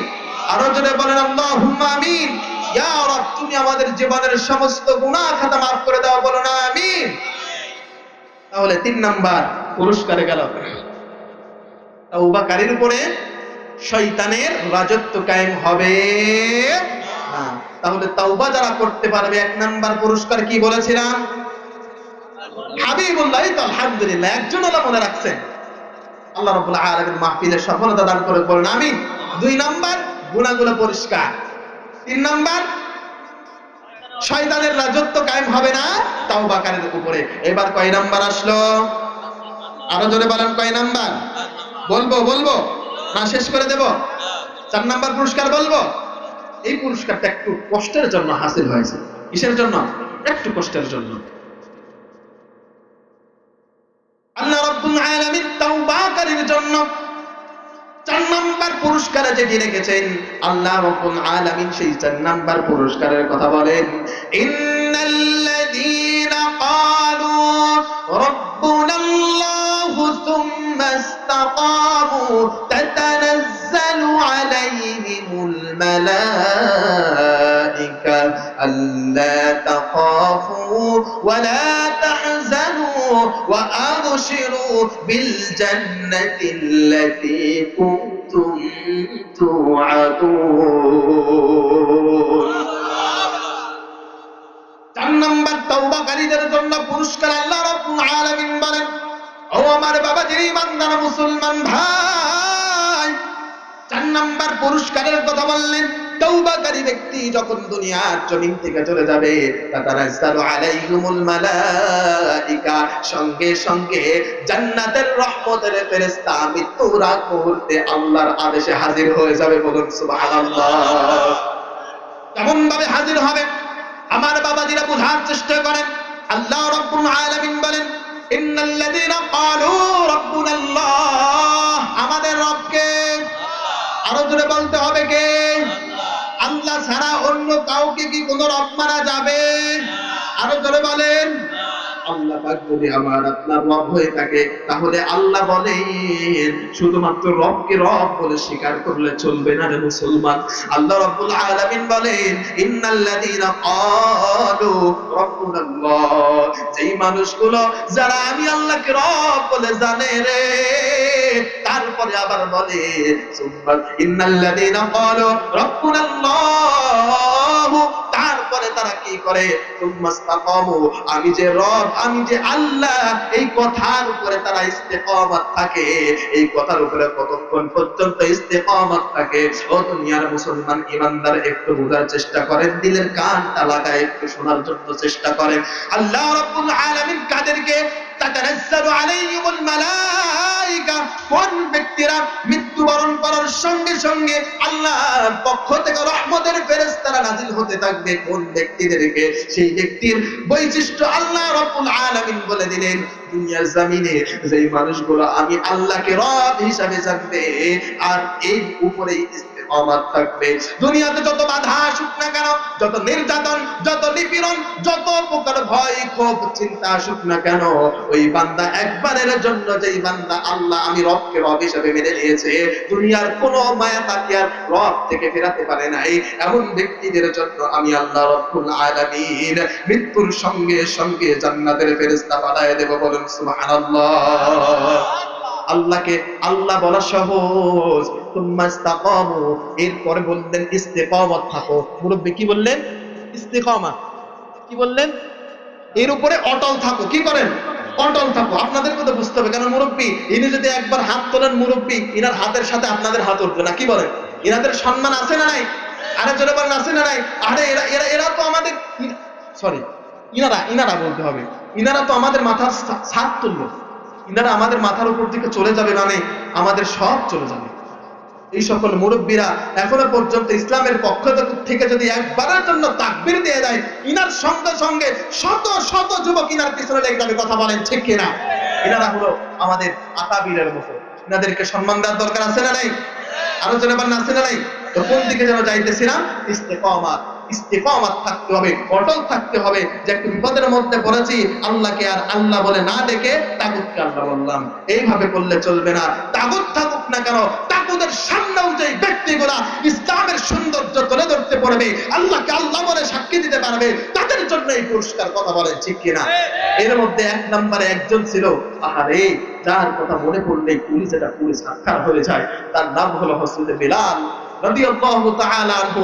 নাই চেহারা, নাই দাম, নাই সৌন্দর্য, চুলগুলো খুশকো খুশকো, ঠোঁটগুলো বড় বড়, দাঁতগুলো অনেক সামনের দিকে বের হয়ে এসেছে। সামনের দিকে তাকাইলেই তার দ্বিতীয়বার তাকাতে মন চায় না। এই মানুষটার বাহিরে গেলা, কিন্তু আল্লাহ রাব্বুল আলামিন তার মনটা এত পরিষ্কার, এই পরিষ্কারের কারণে, তাকওয়ার কারণে সর্বোচ্চ আসনে আসীন হয়েছে। কথা বলেন ঠিক কিনা? এই বিলাল রাদিয়াল্লাহু তাআলা আনহু শুধু ইথিওপিয়া থেকে তাকে কিনা হলো। তার গোলামের নাম ছিল উমাইয়া ইবনে খালদ। একদিন এই বিলালকে ডাক দিয়ে বলে, বিলাল রাতের বেলা তার জন্য কিছু আটা ফেসার জন্য, কিছু চাউল ফেসার জন্য বিলালের কাছে বললেন, আজকে রাতের মধ্যেই এতটুকু আটা তুমি ফিসে শেষ করে দিবা। কিন্তু সেদিন বিলাল ছিলেন বড়ই দুর্বল, শরীরটার মধ্যে বড় জ্বর, উঠতে পারে না, আবার মালিকের কথার উপরে কথাও বলতে পারে না। বিলাল রাদিয়াল্লাহু তাআলা আনহু এখন ইসলাম কবুল করে নাই। সারাটা রাত বারবার করে যখন ওই ঝাঁকুনিটা ঘোরাচ্ছিল, বারবার ফেল করছিল, পারতেছিল না, এক পর্যায়ে ঘুমায় পড়ে। ওই আটা ফেসা তার জন্য হলো না। সকালবেলা মনিব যখন দেখলেন, কি বিলাল, গোলামের বাচ্চা গোলাম, এখনো পর্যন্ত আটা গুলো ফেসা হয় নাই, আমার মেহমান আসলে তুমি করতে পারো নাই। সজোরে দুইটা থাপ্পড় মেরে দিয়েছে। থাপ্পড় খেয়ে বিলাল জমিনের মধ্যে বেহুশ হয়ে পড়েছে, আর বলেছে, এই আটা গুলো ফেসানোর পরে বাসায় আসবি, আর বাসায় আসতে পারবি না, আমার ঘর তোর জন্য হারাম করে দিলাম। বিলাল তখনই ঘর থেকে বের হয়ে গেল। বের হয়ে যাওয়ার পরে রাস্তার ধারে বসে রইলেন। একদিন যাই, 2 দিন যাই, 3 দিন যায়। মানুষগুলো বিলালকে ডাক দিয়ে বলে, বিলাল এই অবস্থা করেছে কে? তোমার জামা ছিঁড়ে ফেলছে, তোমাকে আঘাত করেছে, তোমার শরীর থেকে রক্ত ঝরঝর করে পড়তেছে, বিলাল তোমার সমস্যা কি? এটা করেছে কে? তখন বিলাল রাদিয়াল্লাহু তাআলা আনহু সঙ্গে সঙ্গে উত্তর দেয়, আমার মালিক উমাইয়া ইবনে খালদ আমাকে একটা কাজ দিয়েছিল, আমি অসুস্থ ছিলাম জন্য আমাকে এইভাবে প্রহার করেছে। এই কথা যেই শোনে, দুঃখের কথা শুনে চলে যায়। দুঃখের সাথে কেউ হতে চায় না। এভাবে করতে করতে 1 দিন যাই, 2 দিন যাই, 3 দিন যাই। হঠাৎ করে সুদর্শন একজন পুরুষ মক্কার সেই রাস্তা দিয়ে হেঁটে হেঁটে যখন আসে, সেই সুদর্শন পুরুষের নাম হলো জনাবে মুহাম্মদুর রাসূলুল্লাহ। সকলেই বলেন সাল্লাল্লাহু আলাইহি ওয়াসাল্লাম। বিলালকে যখন দেখতে পেলেন একজন গোলাম, তার শরীর থেকে রক্ত ঝরতেছে। গত 3 দিন যাবত বেলালের পেটের মধ্যে কোনো কিছু পড়ে না। আমার নবী সেই বেলালের কাছে এসে বলে, ভাই কি জন্য বসে রয়েছো, তোমার সমস্যা কি? বেলাল রাদিয়াল্লাহু তাআলা আনহু সমস্ত ঘটনা তার সঙ্গে অর্থাৎ আমার নবীর কাছে বললেন, ব্যক্ত করলেন।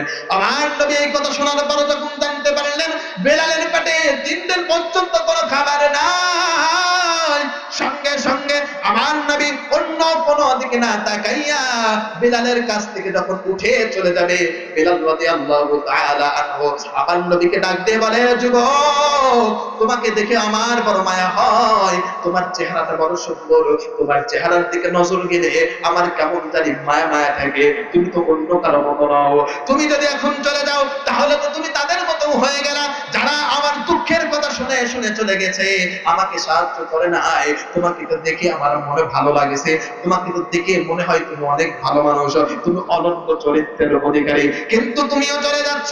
কিন্তু আমার নবী বিলালের কোনো জবাব দিলেন না, কেননা নবী যখন চলেছে বিলালের পেটে কোনো খাবার নাই। সঙ্গে সঙ্গে আবার নবী বুঝতে পারলেন কথা বাড়ানো যাবে না, বেলালকে আগে খাবারের ব্যবস্থা করতে হবে, তারপরে অন্য কোনো কথা। আমার নবী দৌড় দিয়ে বাসার মধ্যে ঘরের মধ্যে ঢুকে বিবিকে ডাক বলে, বিবি রে, ঘরের মধ্যে কোনো খাবার আসেনি। সঙ্গে সঙ্গে আম্মা জান উত্তরে দেয়, ঘরের মধ্যে আপনি জানেন না আজকে গত 3টা দিন যাবত আপনার ঘরের আকাটা এখনো পর্যন্ত জ্বলে না, চুলো এখনো পর্যন্ত জ্বলে না। আমরা অর্থাৎ আপনি তো নিজেই 3 দিন যাবত না খেয়ে রয়েছে, তাহলে আমাদের ঘরের মধ্যে আবার খাবার থাকবে কি করে? তারপরও একটু খাবার রয়েছে, পাশের বাড়ি থেকে কিছু খাবার দিয়েছিল, সামান্য 1 গ্লাস দুধ আর সামান্য 2টা খেজুর দিয়েছিল, আমি অর্ধেক খেয়েছি আর বাদ বাকি আপনার জন্য রেখে দিয়েছে। আমার নবী বলেন, বিবি রে, চিন্তা করো না, পথের ধারে একজন 3 দিন, একজন গোলাম 3 দিন পর্যন্ত না খেয়ে এখনো পর্যন্ত বসে রয়েছে, পেটের মধ্যে বড় ক্ষুধা, দুনিয়ার কোনো মানুষ দেখে না। আমার নবীর কলিজাটা আর শান্ত হয় না, আমি নবীর মনটা তো আর মানে না। সঙ্গে সঙ্গে সেই খাবারটুকু নিয়ে বিলালের কাছে এসে বিলালকে হাত ধরিয়ে ধরিয়ে খাওয়ায় দেয়। বিলাল তখন ভাবে, এই কোন মানুষের সঙ্গে দেখা হয়, যেই মানুষটি এতদিন পর্যন্ত আমাকে কেউ খাবার দেয় না, আমার দুঃখের কথা শুনে শুনে সমস্ত মানুষ আমার থেকে দূর হয়ে যায়, আর এই সুদর্শন পুরুষ অনন্য চরিত্রের অধিকারী নিজের খাবারটা আমাকে হাত দিয়ে খাইয়ে দিচ্ছে। সঙ্গে সঙ্গে খাওয়ানোর কাজ শেষ করে এরপরে আমার নবী বলে, বেলাল, ও যুবক, চলো চলো, তোমার মনিবের বাড়ির মধ্যে আমি যাব। তখন বেলাল ডাক দিয়ে বলে, আপনি আমার মনিবের বাড়ির মধ্যে কি জন্য যাবেন? তখন আমার নবী বলে, তোমার মনিব তোমাকে যেই কাজ দিয়েছে এই কাজগুলো আমি নিজের হাত দ্বারা করে দেব, বলুন সুবহানাল্লাহ। বেলাল তখন অস্থির হয়ে গেলেন আর মনে মনে ভাবলেন, কাকে পেলাম রে, আমার নিজের কাজ সে করে দিতে চাই, কেমন মানুষ পেলাম। সংক্ষেপে বলছে মুসলমান, সময় সংক্ষেপ করে বলছে। এরপরে তার মনিবের বাড়ির মধ্যে চলে গেল। রাত যখন গভীর হতে চলল, আমার নবী বিলালের মাথার উপরে হাত দিয়ে রেখে, বিলালের শরীরটা বড় গরম, তার শরীরের মধ্যে জ্বর, প্রচন্ড জ্বর, বিলালের মধ্যে কাঁপুনি শুরু হয়ে গেল।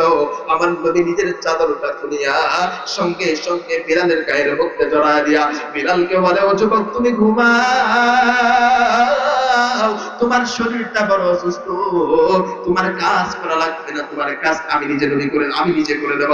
সঙ্গে সঙ্গে আল্লাহর নবী কাজ করতে লাগলেন, করতে করতে হাতের মধ্যে ফুসা পড়ে যায়, তারপরে আবার কোন দিয়ে জাতাটা ঘুরাইতে লাগে। এইভাবে করতে করতে 1 ঘন্টা, 2 ঘন্টা, 3 ঘন্টা যায়। বেলাল রাদিয়াল্লাহু তাআলা আনহুর ঘুমটা যখন ভেঙে যায়, সঙ্গে সঙ্গে চাদরের ফাঁকা দিয়ে যখন উকি দেয়, আমার নবী কাম করে, কাজ করতে করতে আমার নবীর চুল মোবারক ঘেমে ঘেমে যখন ঘামগুলো জমিনের মধ্যে পড়ে, বেলাল বলে, ওটা কেমন যেন ঘাম ছিল না, ওটা যেন এক একটা তারার মতো সর্বখচিত ঘাম পড়তেছে জমিনের উপরে, বলুন আল্লাহু আকবার।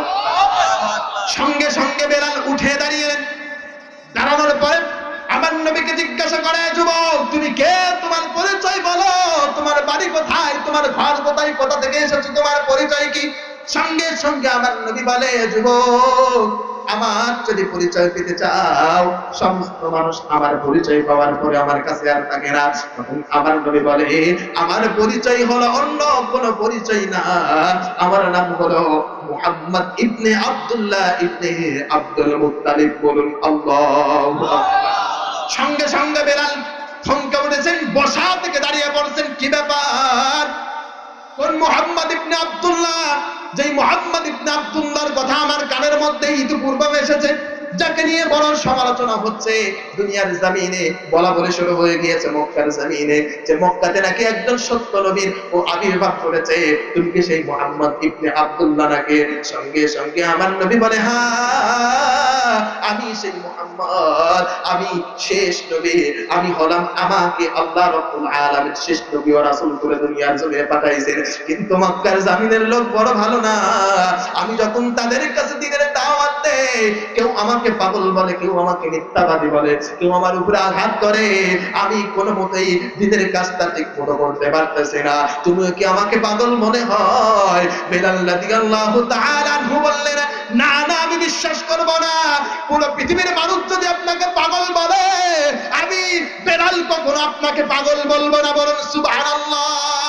সঙ্গে সঙ্গে বেলাল বলে, ইয়া রাসূলুল্লাহ, ইয়া হাবিবাল্লাহ, আজ চিন্তা করব না, দেরি করার কারণ নাই, আমাকে সাথে সাথে পড়ায় দেন, আশহাদু আল্লা ইলাহা ইল্লাল্লাহু ওয়াহদাহু লা শারীকা লাহু ওয়া আশহাদু আন্না মুহাম্মাদান আবদুহু ওয়া রাসূলুহু সাল্লাল্লাহু আলাইহি ওয়াসাল্লাম।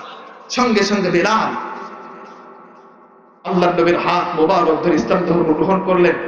আবার অন্য রিওয়ায়াতে আসে, আবু বকর রাদিয়াল্লাহু তাআলা আনহুর মাধ্যমে বেলাল রাদিয়াল্লাহু তাআলা আনহু ইসলাম ধর্ম গ্রহণ করেন। এক পর্যায়ে ইসলাম ধর্ম গ্রহণ করার পরে একদিন যায়, দুই দিন যায়, উমাইয়া ইবনে খালফ তার মুনিবের কানের মধ্যে চলে গেল, কি ব্যাপার, তুমি কাফেরদের সর্দার আর তোমার গোলাম যাকে রাখছো সে দেখতেছি যে ইসলাম অর্থাৎ মুহাম্মদ ইবনে আব্দুল্লাহর দলে গিয়েছে, তোমার কি কানের মধ্যে যায় না? কেমন নেতা তুমি হয়েছো?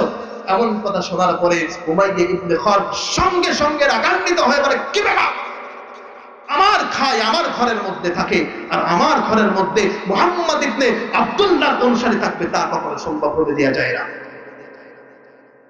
বেলালকে ডাক দিয়ে বলে, বেলাল, এ গোলাম, তুমি নাকি মুহাম্মদ ইবনে আব্দুল্লাহর ধর্মটাকে গ্রহণ করেছ?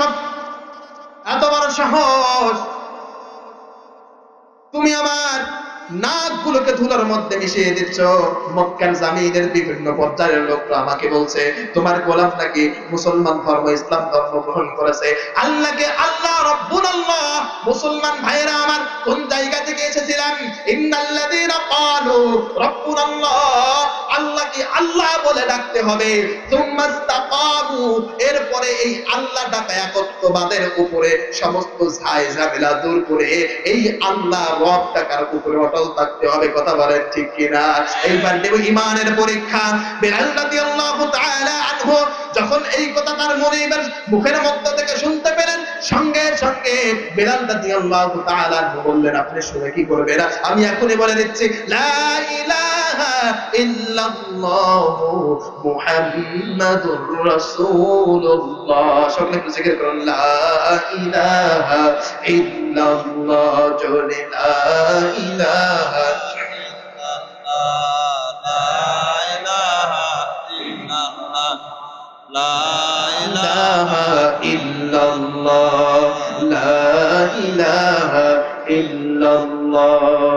বহু দূরে মদিনা কেমনে যাব জানি না, মওলা বহু দূরে মদিনা আমি কেমনে যাব জানি না। দয়ার আল্লাহ দয়া করো, দয়ার আল্লাহ দয়া করো, পুরাও মনের বাসনা। লা ইলাহা লা ইলাহা ইল্লাল্লাহ, লা ইলাহা ইল্লাল্লাহ, লা ইলাহা ইল্লাল্লাহ মুহাম্মাদুর রাসূলুল্লাহ।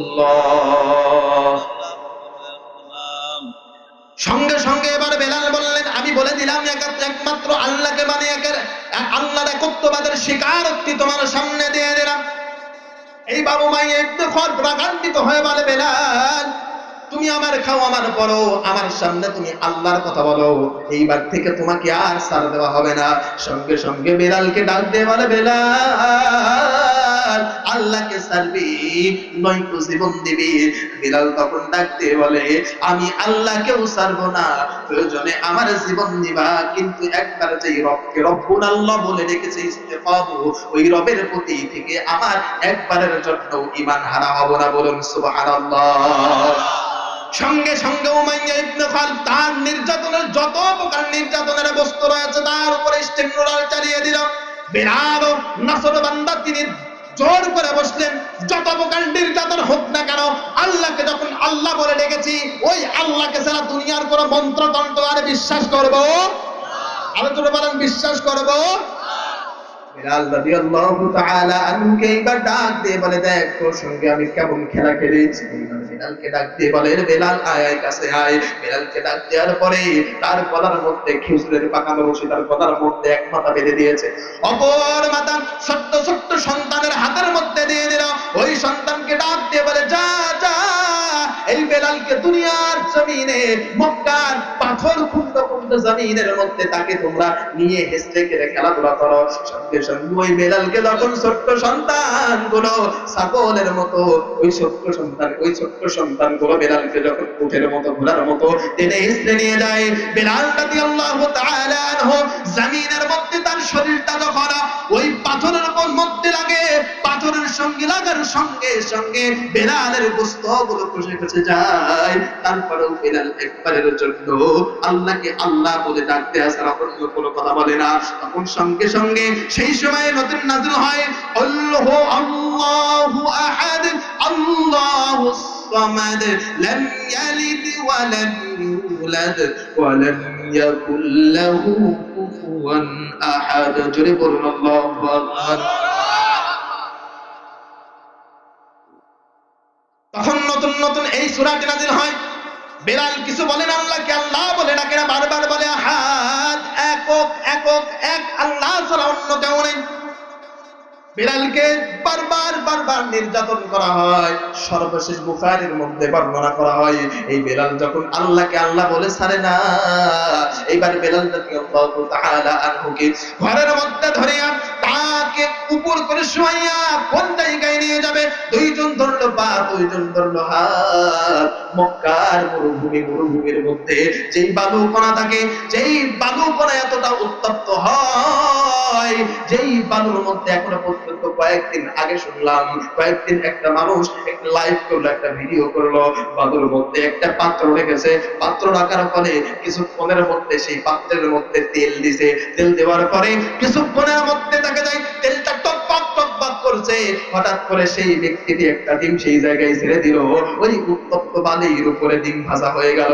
এমন উত্তপ্ত বালির উপরে বেলালকে শুয়া দিল। শুয়া যখন দিল, বেলালের পিঠের চামড়া গুলো পুড়ে পুড়ে তার কলিজা জানি ঝালা ফেলা হয়ে গেল, কিন্তু বেলাল কোনো কথা বলে না, একবারের জন্য অন্য কোনো কথা বলে না। বেলালের মুখ থেকে বারবার শুধু বলে আহাদ আহাদ। বেলাল এইভাবে করতে করতে তার ইমানের পরীক্ষা দেয়। উমাইয়া ইবনে খালদ এবার কি করে, বেলালের এমন আওয়াজ সহ্য করতে না পেরে নিজের সেফটি নিয়ে একটা বড় পাথরের টুকরা বেলাল রাদিয়াল্লাহু তাআলা আনহুর বুকের উপরে চাপায়া দেয়। যখন বুকের উপরে চাপায়া দেয়, বেলাল উত্তপ্ত বালির মধ্যে আরো কিছুক্ষণ গেড়ে যায়। যখন গেড়ে যায়, বেলাল নড়াচড়া করতে পারে না, কিন্তু বেলালের বুকে একটা শুধু হাত হাত এমন কথা সহ্য করতে পারে না। কিতাবের মধ্যে আসে, এই উমাইয়া ইবনে খালদ সঙ্গে সঙ্গে তার বুকের উপর থেকে পাথরের টুকরাটা সরায়া তার বুকের পরে বসিয়া বেলাল রাদিয়াল্লাহু তাআলা আনহুর জিহ্বাটা একটু ছোট ছিল, বারবার বারবার যখন হাত বলে, বেলাল রাদিয়াল্লাহু তাআলা আনহুর জিহ্বাটার জিহ্বার মধ্যে হাতটা ঢুকাইয়া বাম হাত দিয়ে তার জিহ্বাটা বের করিয়া খেজুর গাছের কাঁটা অথবা বাবলা গাছের কাঁটা পর্যন্ত ঢুকা দেয়। বেলাল তার জিহ্বা ফিনকি দিয়ে রক্তগুলো বের হয়, কিন্তু একবারের জন্য বেলালের মুখ থেকে অন্য কথা বের হয় না। বেলালের মুখ বন্ধ, কিন্তু বেলাল তার মুখটা বন্ধ হলে কি হবে, বেলাল মনে মনে বুঝায় দেয়, তুমি আমার মুখটাকে বন্ধ করলা, কিন্তু আমি বেলাল শাহাদাত আঙ্গুলে দ্বারা বলে দিলাম ওই একক আহাদ আহাদ আহাদ। বলুন আল্লাহু আকবার। আরে জোরে বলুন আল্লাহু আকবার। এমনই ভাবে তারা ইসলামের জন্য, দ্বীনের জন্য খোদার প্রতি ইস্তিকামাত ছিলেন। আমরা পারবো তো ইনশাআল্লাহ? যত আল্লাহকে আল্লাহ বলার পরে সেটার উপর ইস্তেকামাত থাকাটা সবচাইতে বেশি জরুরি। যদি ইস্তেকামাত থাকতে না পারি তাহলে 4 নাম্বার পুরস্কার আমি আপনি পাবো। আরো জোরে বলেন পাবো। 4 নাম্বার পুরস্কার যদি পেতে চাই তাহলে আমার আপনার উপরে ইস্তেকামাত থাকতে হবে। কিসের উপরে? আল্লাহকে আল্লাহ হিসেবে ডাকার। যেই জায়গা থেকে এসেছিলাম দুনিয়ার মুসলমান ইমানদার ভাই, আল্লাহ রাব্বুল আলামিন বললেন ইন্নাল্লাযীনা ক্বালু রাব্বুনাল্লাহু থুম্মা ইসতাকামু তাতানাজ্জালু আলাইহিমুল মালায়েকা। দুনিয়ার জমিনে আল্লাহকে আল্লাহ বলে স্বীকৃতি দিয়ে যেই মানুষগুলোকে তাওবার করে থাকবে, বারবার আল্লাহর কাছে চাইবে, ওই মানুষের মৃত্যু যখন চলে আসবে আল্লাহর পক্ষ থেকে রহমতের ফেরেশতারা তার সামনে হাজির হয়ে যাবে। বলুন সুবহানাল্লাহ। শুধুমাত্র তাই নয়, এই ফেরেশতাগুলো কি বলবে? বলবে আল্লাহ তাখাফু ওয়া লা তাহজানু ওয়া আবশিরু বিল জান্নাতিল্লাতী কুনতুম তুআদুন। ওই ফেরেশতাগুলো ওই বান্দাকে ডাক দিয়ে বলবে, ও বান্দা, তোমার ভয় নাই, আল্লাহ তাখাফু ওয়া লা তাহজানু, চিন্তাও নাই। এই জায়গায় ভাষাবিদেরা, মুফাসসিরিন একরাম, আলেম ওলামা যারা রয়েছে, আল্লাহ তাখাফু খৌফ শব্দ মানে হলো ভয়, আর হুজনুন এটা শব্দ মানে চিন্তিত অথবা ভয়। দুইটা একই রকম, একই কথা। আল্লাহ রাব্বুল আলামিন বললেন কি জন্য? আল্লাহ রাব্বুল আলামিন বুঝাইতে চাইলেন আর ফেরেশতাদের মাধ্যমে জানিয়ে দিতে চাইলেন খৌফ মানে ভয়। এই ভয়টা হলো অনাগত ভয়। কি ভয়? মানে যেই ভয়টা এখনো আসে নাই, যেই ভয়টা এখনো আসে নাই। ওয়ালা তাহজানু, আর হুজনুন মানে এমন আশঙ্কা, এমন ভয় যেটা আমার আপনার পিছনে ঘটে গেছে, অর্থাৎ পিছনের ভয়। কিসের ভয়? কিসের ভয়? তো ফেরেশতাগুলো বুঝানোর চেষ্টা করলেন আল্লাহ তাখাফু, ও বান্দা তোমার চিন্তা নাই, তোমার ভয় নাই। কিসের ভয় নাই? তুমি মৃত্যুবরণ করবা, মৃত্যুবরণ করার পরে কবরের মধ্যে কি হবে এখনো আসে নাই, অনাগত ভয়। তোমার মৃত্যুবরণ করার পরে কবরের মধ্যে তোমার সঙ্গে কেমন ব্যবহার করা লাগবে, কেমন ব্যবহার হবে, এই বিষয়ে তোমার কোনো চিন্তা নাই। আর কবরের চিন্তা চলে গেল। এরপরে আসলাম পিছনের ওয়ালা তাহজানু, আর তুমি তোমার যে সকল সন্তানগুলো রেখে গেছো, অথবা 3টা থাকতে পারে, 4টা থাকতে পারে, তোমার মনের মধ্যে বড় ভয়, আমি যদি মারা যাই আমার সন্তানগুলোকে কে মানুষ করবে, আমার সন্তানগুলো কার দাঁড়ে দাঁড়ে ঘুরবে। এই ফেরেশতাগুলো, রহমতের ফেরেশতাগুলো বুঝানোর চেষ্টা করতেছেন তোমার সামনের ভয় কবরের মধ্যেও নাই। আর তুমি যেই সন্তানগুলো জমিনের মধ্যে রেখে যাচ্ছ, এই জমিনের মধ্যে রেখে যাওয়া সন্তানদেরকে জান্নাতে নিয়ে যাওয়ার দায়িত্ব আমরা নিয়ে নিলাম। বলুন সুবহানাল্লাহ। আর তোমাদের জন্য বলে দিচ্ছি আল্লাহ তাখাফু ওয়া লা তাহজানু ওয়া আবশিরু বিল জান্নাতিল্লাতী কুনতুম তুআদুন। দুনিয়াতে থাকা অবস্থায় আল্লাহকে আল্লাহ হিসেবে জেনেছো। আল্লাহ রাব্বুল আলামিন তোমাদের সঙ্গে একটা চুক্তি করেছে, কুনতুম তুআদুন, একটা ওয়াদা করেছে, ওয়া আউফু বিল আহদ ইন্নাল আহদা কানা মাসউলা। আল্লাহর ওয়াদা আমার আপনার মানুষের ওয়াদার মতো নয়। আল্লাহর ওয়াদা আমার আপনার মানুষের মতো ওয়াদা নয়। আজকে আমি আপনি ওয়াদা করি, বন্ধুকে বলি বন্ধু 2,000 টাকা দিয়ে সামনের জুমার দিন দিয়ে দেবো, সেই জুমার দিন আর আসে না। কথা বলেন ঠিক কিনা? হ্যাঁ, এমন হয় কি হয় না? বন্ধু কোথায়? এই জায়গায় এসেছে, হ্যাঁ 4টার সময় দেখা করো। ঠিক আছে, দেখা করবো। 4টার সময় এক বন্ধু হাজির, আরেকজনকে বলে যে বন্ধু কোথায়? বন্ধু ঘুমায় থাকে, তারপরেও বলে তো বন্ধু আজকে শরীরটা খুব খারাপ, ডাক্তারের কাছে যাচ্ছে। এমন হয় কি হয় না? এমন কি হয় কি হয় না? কিন্তু আমার আপনার এটা হাসির ছলে বললাম, এটার দ্বারা আমার আপনার কত বড় ওয়াদা চলে যাচ্ছে। আল্লাহর নবী বলেন লা দীনা লিমান লা আহদা লাহু, যার মধ্যে আমানতদারিতা নাই, ওয়াদা রক্ষাকারী নাই, তার মধ্যে কোনো ঈমানই নাই। বলুন নাউজুবিল্লাহ। কারণ মুসলমান হয় যদি ঈমান না থাকে তাহলে আমার আপনার নামাজ পড়ার কোনো লাভ আছে? আরো জোরে বলেন। ওয়াদা পালন করতে হবে সাহাবাদের মতো। কাদের মতো? সাহাবাদের মতো। হযরত ওমর রাদিয়াল্লাহু তাআলা আনহু, সংক্ষেপে শেষ করে দেব। হযরত ওমর রাদিয়াল্লাহু তাআলা আনহু তার জামানায় একবার একটা বিচার আসলেন। সেই বিচারের মধ্যে 2টা যুবক একজনকে ধরে আনলেন। ধরে আনার পরে 2 যুবক বলে যে আমার বাবাকে এই যুবকটি, পথচারী ব্যক্তিটি, সফরকারী ব্যক্তির হত্যা করেছে, আপনি বিচার করে দেন। তখন ওমর বলে যে আসলে সত্যি কি? যুবককে, পথচারী সফরকারী ব্যক্তিকে বলছে, আসলে বিষয়টা কি, তুমি কি সত্যি হত্যা করেছো? সঙ্গে সঙ্গে ওই যুবকটি ডাক দিয়ে বলে, পথচারী ব্যক্তি ডাক দিয়ে বলে, ওমর ইবনুল খাত্তাব আমিরুল মুমিনিন, সত্যি সত্যি আমি তাকে হত্যা করে ফেলেছি, কিন্তু কি জন্য আমার কথাটা শোনো। আমি সফর করতে করতে ক্লান্ত হয়ে গেছি, ক্লান্ত হয়ে যাওয়ার পরে এক জায়গায় আমি কিছু বিশ্রাম নেওয়ার জন্য দাঁড়ালাম, কিছু নাস্তা পানি করলাম, নাস্তা পানি করার পরে চক্ষুটা যখন মিলল, আমি কিছুক্ষণের জন্য ঘুমায় পড়লাম। ঘুমানোর পরে আমি আর জাগনা পেলাম না। কিছুক্ষণ পরে যখন আবার জাগনা পাই, সামনের দিকে লক্ষ্য করে দেখি আমার উট, আমার বাহন আর সেই জায়গায় নেই। সঙ্গে সঙ্গে আমি এদিক সেদিক তাকানোর চিন্তা করলাম, আমি এদিক সেদিক খোঁজাখুঁজি করতে করতে এক পর্যায়ে দেখি আমার বাহন, আমার উটটি মৃত অবস্থায় পড়ে রয়েছে, আর তার পাশে আরেকজন দাঁড়িয়ে রয়েছে। আমি সেই মানুষটিকে গিয়ে ডাক দিয়ে বললাম, ভাই তুমি কি জানো নি আমার উটটিকে কে হত্যা করে ফেলেছে, কে মেরে ফেলেছে? সঙ্গে সঙ্গে সেই মানুষটি বলল, আমি একে হত্যা করে ফেলেছি। কি জন্য মেরেছো?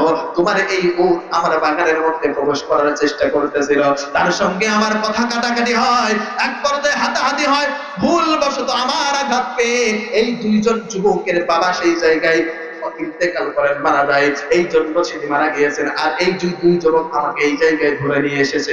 সঙ্গে সঙ্গে ওমর ইবনুল খাত্তাব রাদিয়াল্লাহু তাআলা আনহু ডাক দিয়ে বললেন, যেহেতু তোমার অপরাধ হয়ে গিয়েছে, এখন তুমি কি চাও? তখন পথচারী ব্যক্তি বলে, খুনি ব্যক্তি বলে, আমি মাপ চাই, যেহেতু আমি ইচ্ছা করে করি নাই। ওই দুইজন, অর্থাৎ ওই বাবার সন্তান দুইজনের কাছে আমি মাপ চাই, কিন্তু তখন ওই দুইজন যুবক মাফ করলেন না।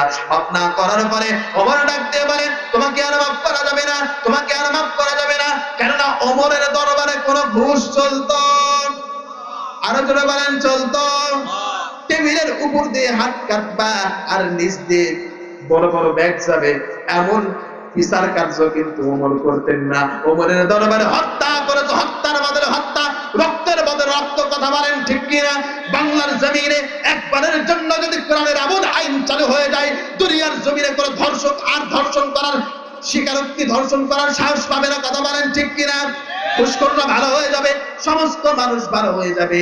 কোরআনের ছায়াতলে যদি বাংলাদেশ আসে, আমার বাংলাদেশ সোনার বাংলাদেশে রূপান্তরিত হয়ে যাবে, কথা বলেন ঠিক কিনা?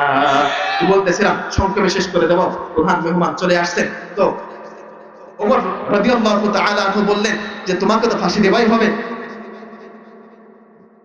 তোমাকে তো ফাঁসি দেওয়াই হবে, তো তোমার শেষ ইচ্ছা বলো। তখন ওই যুবকটি বলে, ওই হত্যাকারী ব্যক্তিটি বলে যে, আমার কাছে কিছু দেনা পাওনা রয়েছে, কিছু আমানতদারির জিনিস রয়েছে, আমার একটু বাড়িতে যাওয়া খুবই দরকার, আমাকে একটুখানি সময় দেন। আগামী জুম্মাবার, যেহেতু জুম্মার দিন আমাকে কিসাস কায়েম করবেন, সেহেতু ওই জুম্মার নামাজের আগে আমি চলে আসবো, কিসাস কায়েমের আগে আমি চলে আসবো। তখন ওমর বলে, তুমি এখন মৃত্যুর দণ্ডপ্রাপ্ত আসামি, তোমাকে তো একা একা ছাড়া যাবে না, এখন কি করা যায়? তোমাকে আমি ছাড়তে পারি, তোমার পক্ষে যদি কোনো জামিনদার হয় তাহলে তোমাকে আমি ছাড়বো। কেউ জামিনদার হয় না। এক পর্যায়ে আবু যর গিফারি রাদিয়াল্লাহু তাআলা আনহু, তিনি তার জামিনদার হলেন। তিনি চলে গেল। চলে যাওয়ার পরে জুম্মার দিন আসে, আর যুবকটি হত্যাকারী ব্যক্তিটি আসে না। এদিকে আবু যর গিফারি, তিনি রাদিয়াল্লাহু তাআলা আনহু, ইনার মনের মধ্যে সংশয় না, অন্যান্য মানুষের মধ্যে সংশয়, যে যে হত্যা করলো সে চলে গেল, আজকে নিরপরাধ একজন জলিলুল কদর সাহাবী, তার উপরে কিসাস কায়েম হবে। একদিন এক সময় যায়, জুমার দিন যায়, আসে না, জুমার আজান পড়ে যায়, আসে না, নামাজ শেষ হয়, আসে না। এক পর্যায়ে যখন আবু যর গিফারির উপরে কিসাস কায়েম করা হবে, তখন জল্লাদ যখন সামনের দিকে আগায়, সমস্ত মানুষ তাকায় রয়েছেন যে কি হয়, আজকে কি হবে, আহারে কি হয়ে গেল। এক পর্যায়ে দেখা যায় ওই মরুভূমির বালুকণা ধুলিগুলো উড়াইতে উড়াইতে কে যেন দ্রুত গতিতে ছুটে আসছে। এক পর্যায়ে দেখা যায় যেই ব্যক্তিটি, যেই হত্যাকারী ব্যক্তি ওয়াদা দিয়ে গিয়েছিল যে আমি আসবো, ওই ব্যক্তিটি আবার সেখানে এসে হাজির, বলেন সুবহানাল্লাহ। সঙ্গে সঙ্গে ওই ব্যক্তিকে ডাক দিয়ে বলে, হত্যাকারী ব্যক্তিকে ডাক দিয়ে বলে, ওমর বলে যে, তুমি নিশ্চিত জানতে যে তোমাকে হত্যা করা হবে, তারপরে তুমি আসলে কেন? তখন সেই ব্যক্তিকে ডাক দিয়ে বলে, আমি যদি আজকে না আসতাম তাহলে এই ইসলামকে নিয়ে বিধর্মীরা বলতো যে ইসলামে ওয়াদা দেয়, ইসলামের মধ্যে ওয়াদা হয়, সেই ওয়াদা মুসলমানরা পালন করে না, অর্থাৎ আমি মুনাফিক হয়ে মারা যেতে চাই না, বলেন সুবহানাল্লাহ। এরপর আবু যরকে ডাক দিয়ে বলে যে, ভাই তুমি তার জামিনদার নিলে কি জন্য? তাকে তো চেনও না, তার সম্বন্ধে ভালো বিষয় জানো না। তখন আবু যর গিফারী রাদিয়াল্লাহু তাআলা আনহু ডাক দিয়ে বলে, আমি যদি তার পক্ষে জামিনদার না হই, তার বিপদে যদি আমি সাহায্য না করি, তাহলে ইসলামকে নিয়ে বিধর্মীরা বলবে যে মুসলমান কতটা নিষ্ক্রিয়, মুসলমানদের মধ্যে কতটা দুর্বলতা দেখা যায় যে এক ভাই বিপদের মধ্যে পড়েছে আর এক ভাই তার পাশে দাঁড়ায় না। এমন হয় কি হয় না? আরো জোরে বলেন, হয় কি হয় না? যে এমন যখন হয়ে গেল, তখন ওই যুবক ডাক দিয়ে বলে, আমিও আর বিচার চাই না। ওমর বলে, কি জন্য বিচার চাও না? তখন সঙ্গে সঙ্গে বলে, তারা দুজন তো তাদের চুক্তি দেখাই দিল, আমি যদি এখন বিচার চাই তাহলে বিধর্মীরা বলবে যে সে তো ভুলবশত আমার বাবাকে হত্যা করেছে। আমি চাই না বিধর্মীদের কাছে আমার ইসলাম ছোট হয়ে যাক। বিধর্মীরা বলবে ইসলাম কতটা খারাপ জিনিস, কতটা খারাপ ধর্ম যে তাদের মধ্যে কেউ একজন ভুল করলে ভুলের ক্ষমা চায় অথচ ক্ষমা করে না। আমি এমনটা হতে পারবো না। অর্থাৎ একজনের বিপদে আর একজন আসলো, একজন ওয়াদা করলো, নিজের জীবন দিয়ে হলে ওয়াদা রক্ষা করলো। কথা বলেন ঠিক কিনা? তো আল্লাহর ওয়াদা হলো সেরকম যে দুনিয়ার জমিনে আমি আপনি আল্লাহকে আল্লাহ বলে ডেকেছি, তাতানাজ্জালু আলাইকুমুল মালাইকা, ফেরেশতারা আসলো। এরপরে আল্লাহ বলেন, ওয়া আবশিরু বিল জান্নাতিল্লাতী কুনতুম তুআদুন। বান্দা, দুনিয়ার জমিনে আমার করেছো, আমার খেয়েছো, আমার জন্য কষ্ট করেছো, তার বিনিময়ে তোমার জন্য যে জান্নাতের কথা বলেছিলাম, আজকে তোমাকে সেই জান্নাত ওয়াদা মাফিক দিয়ে দিলাম। বলুন সুবহানাল্লাহ।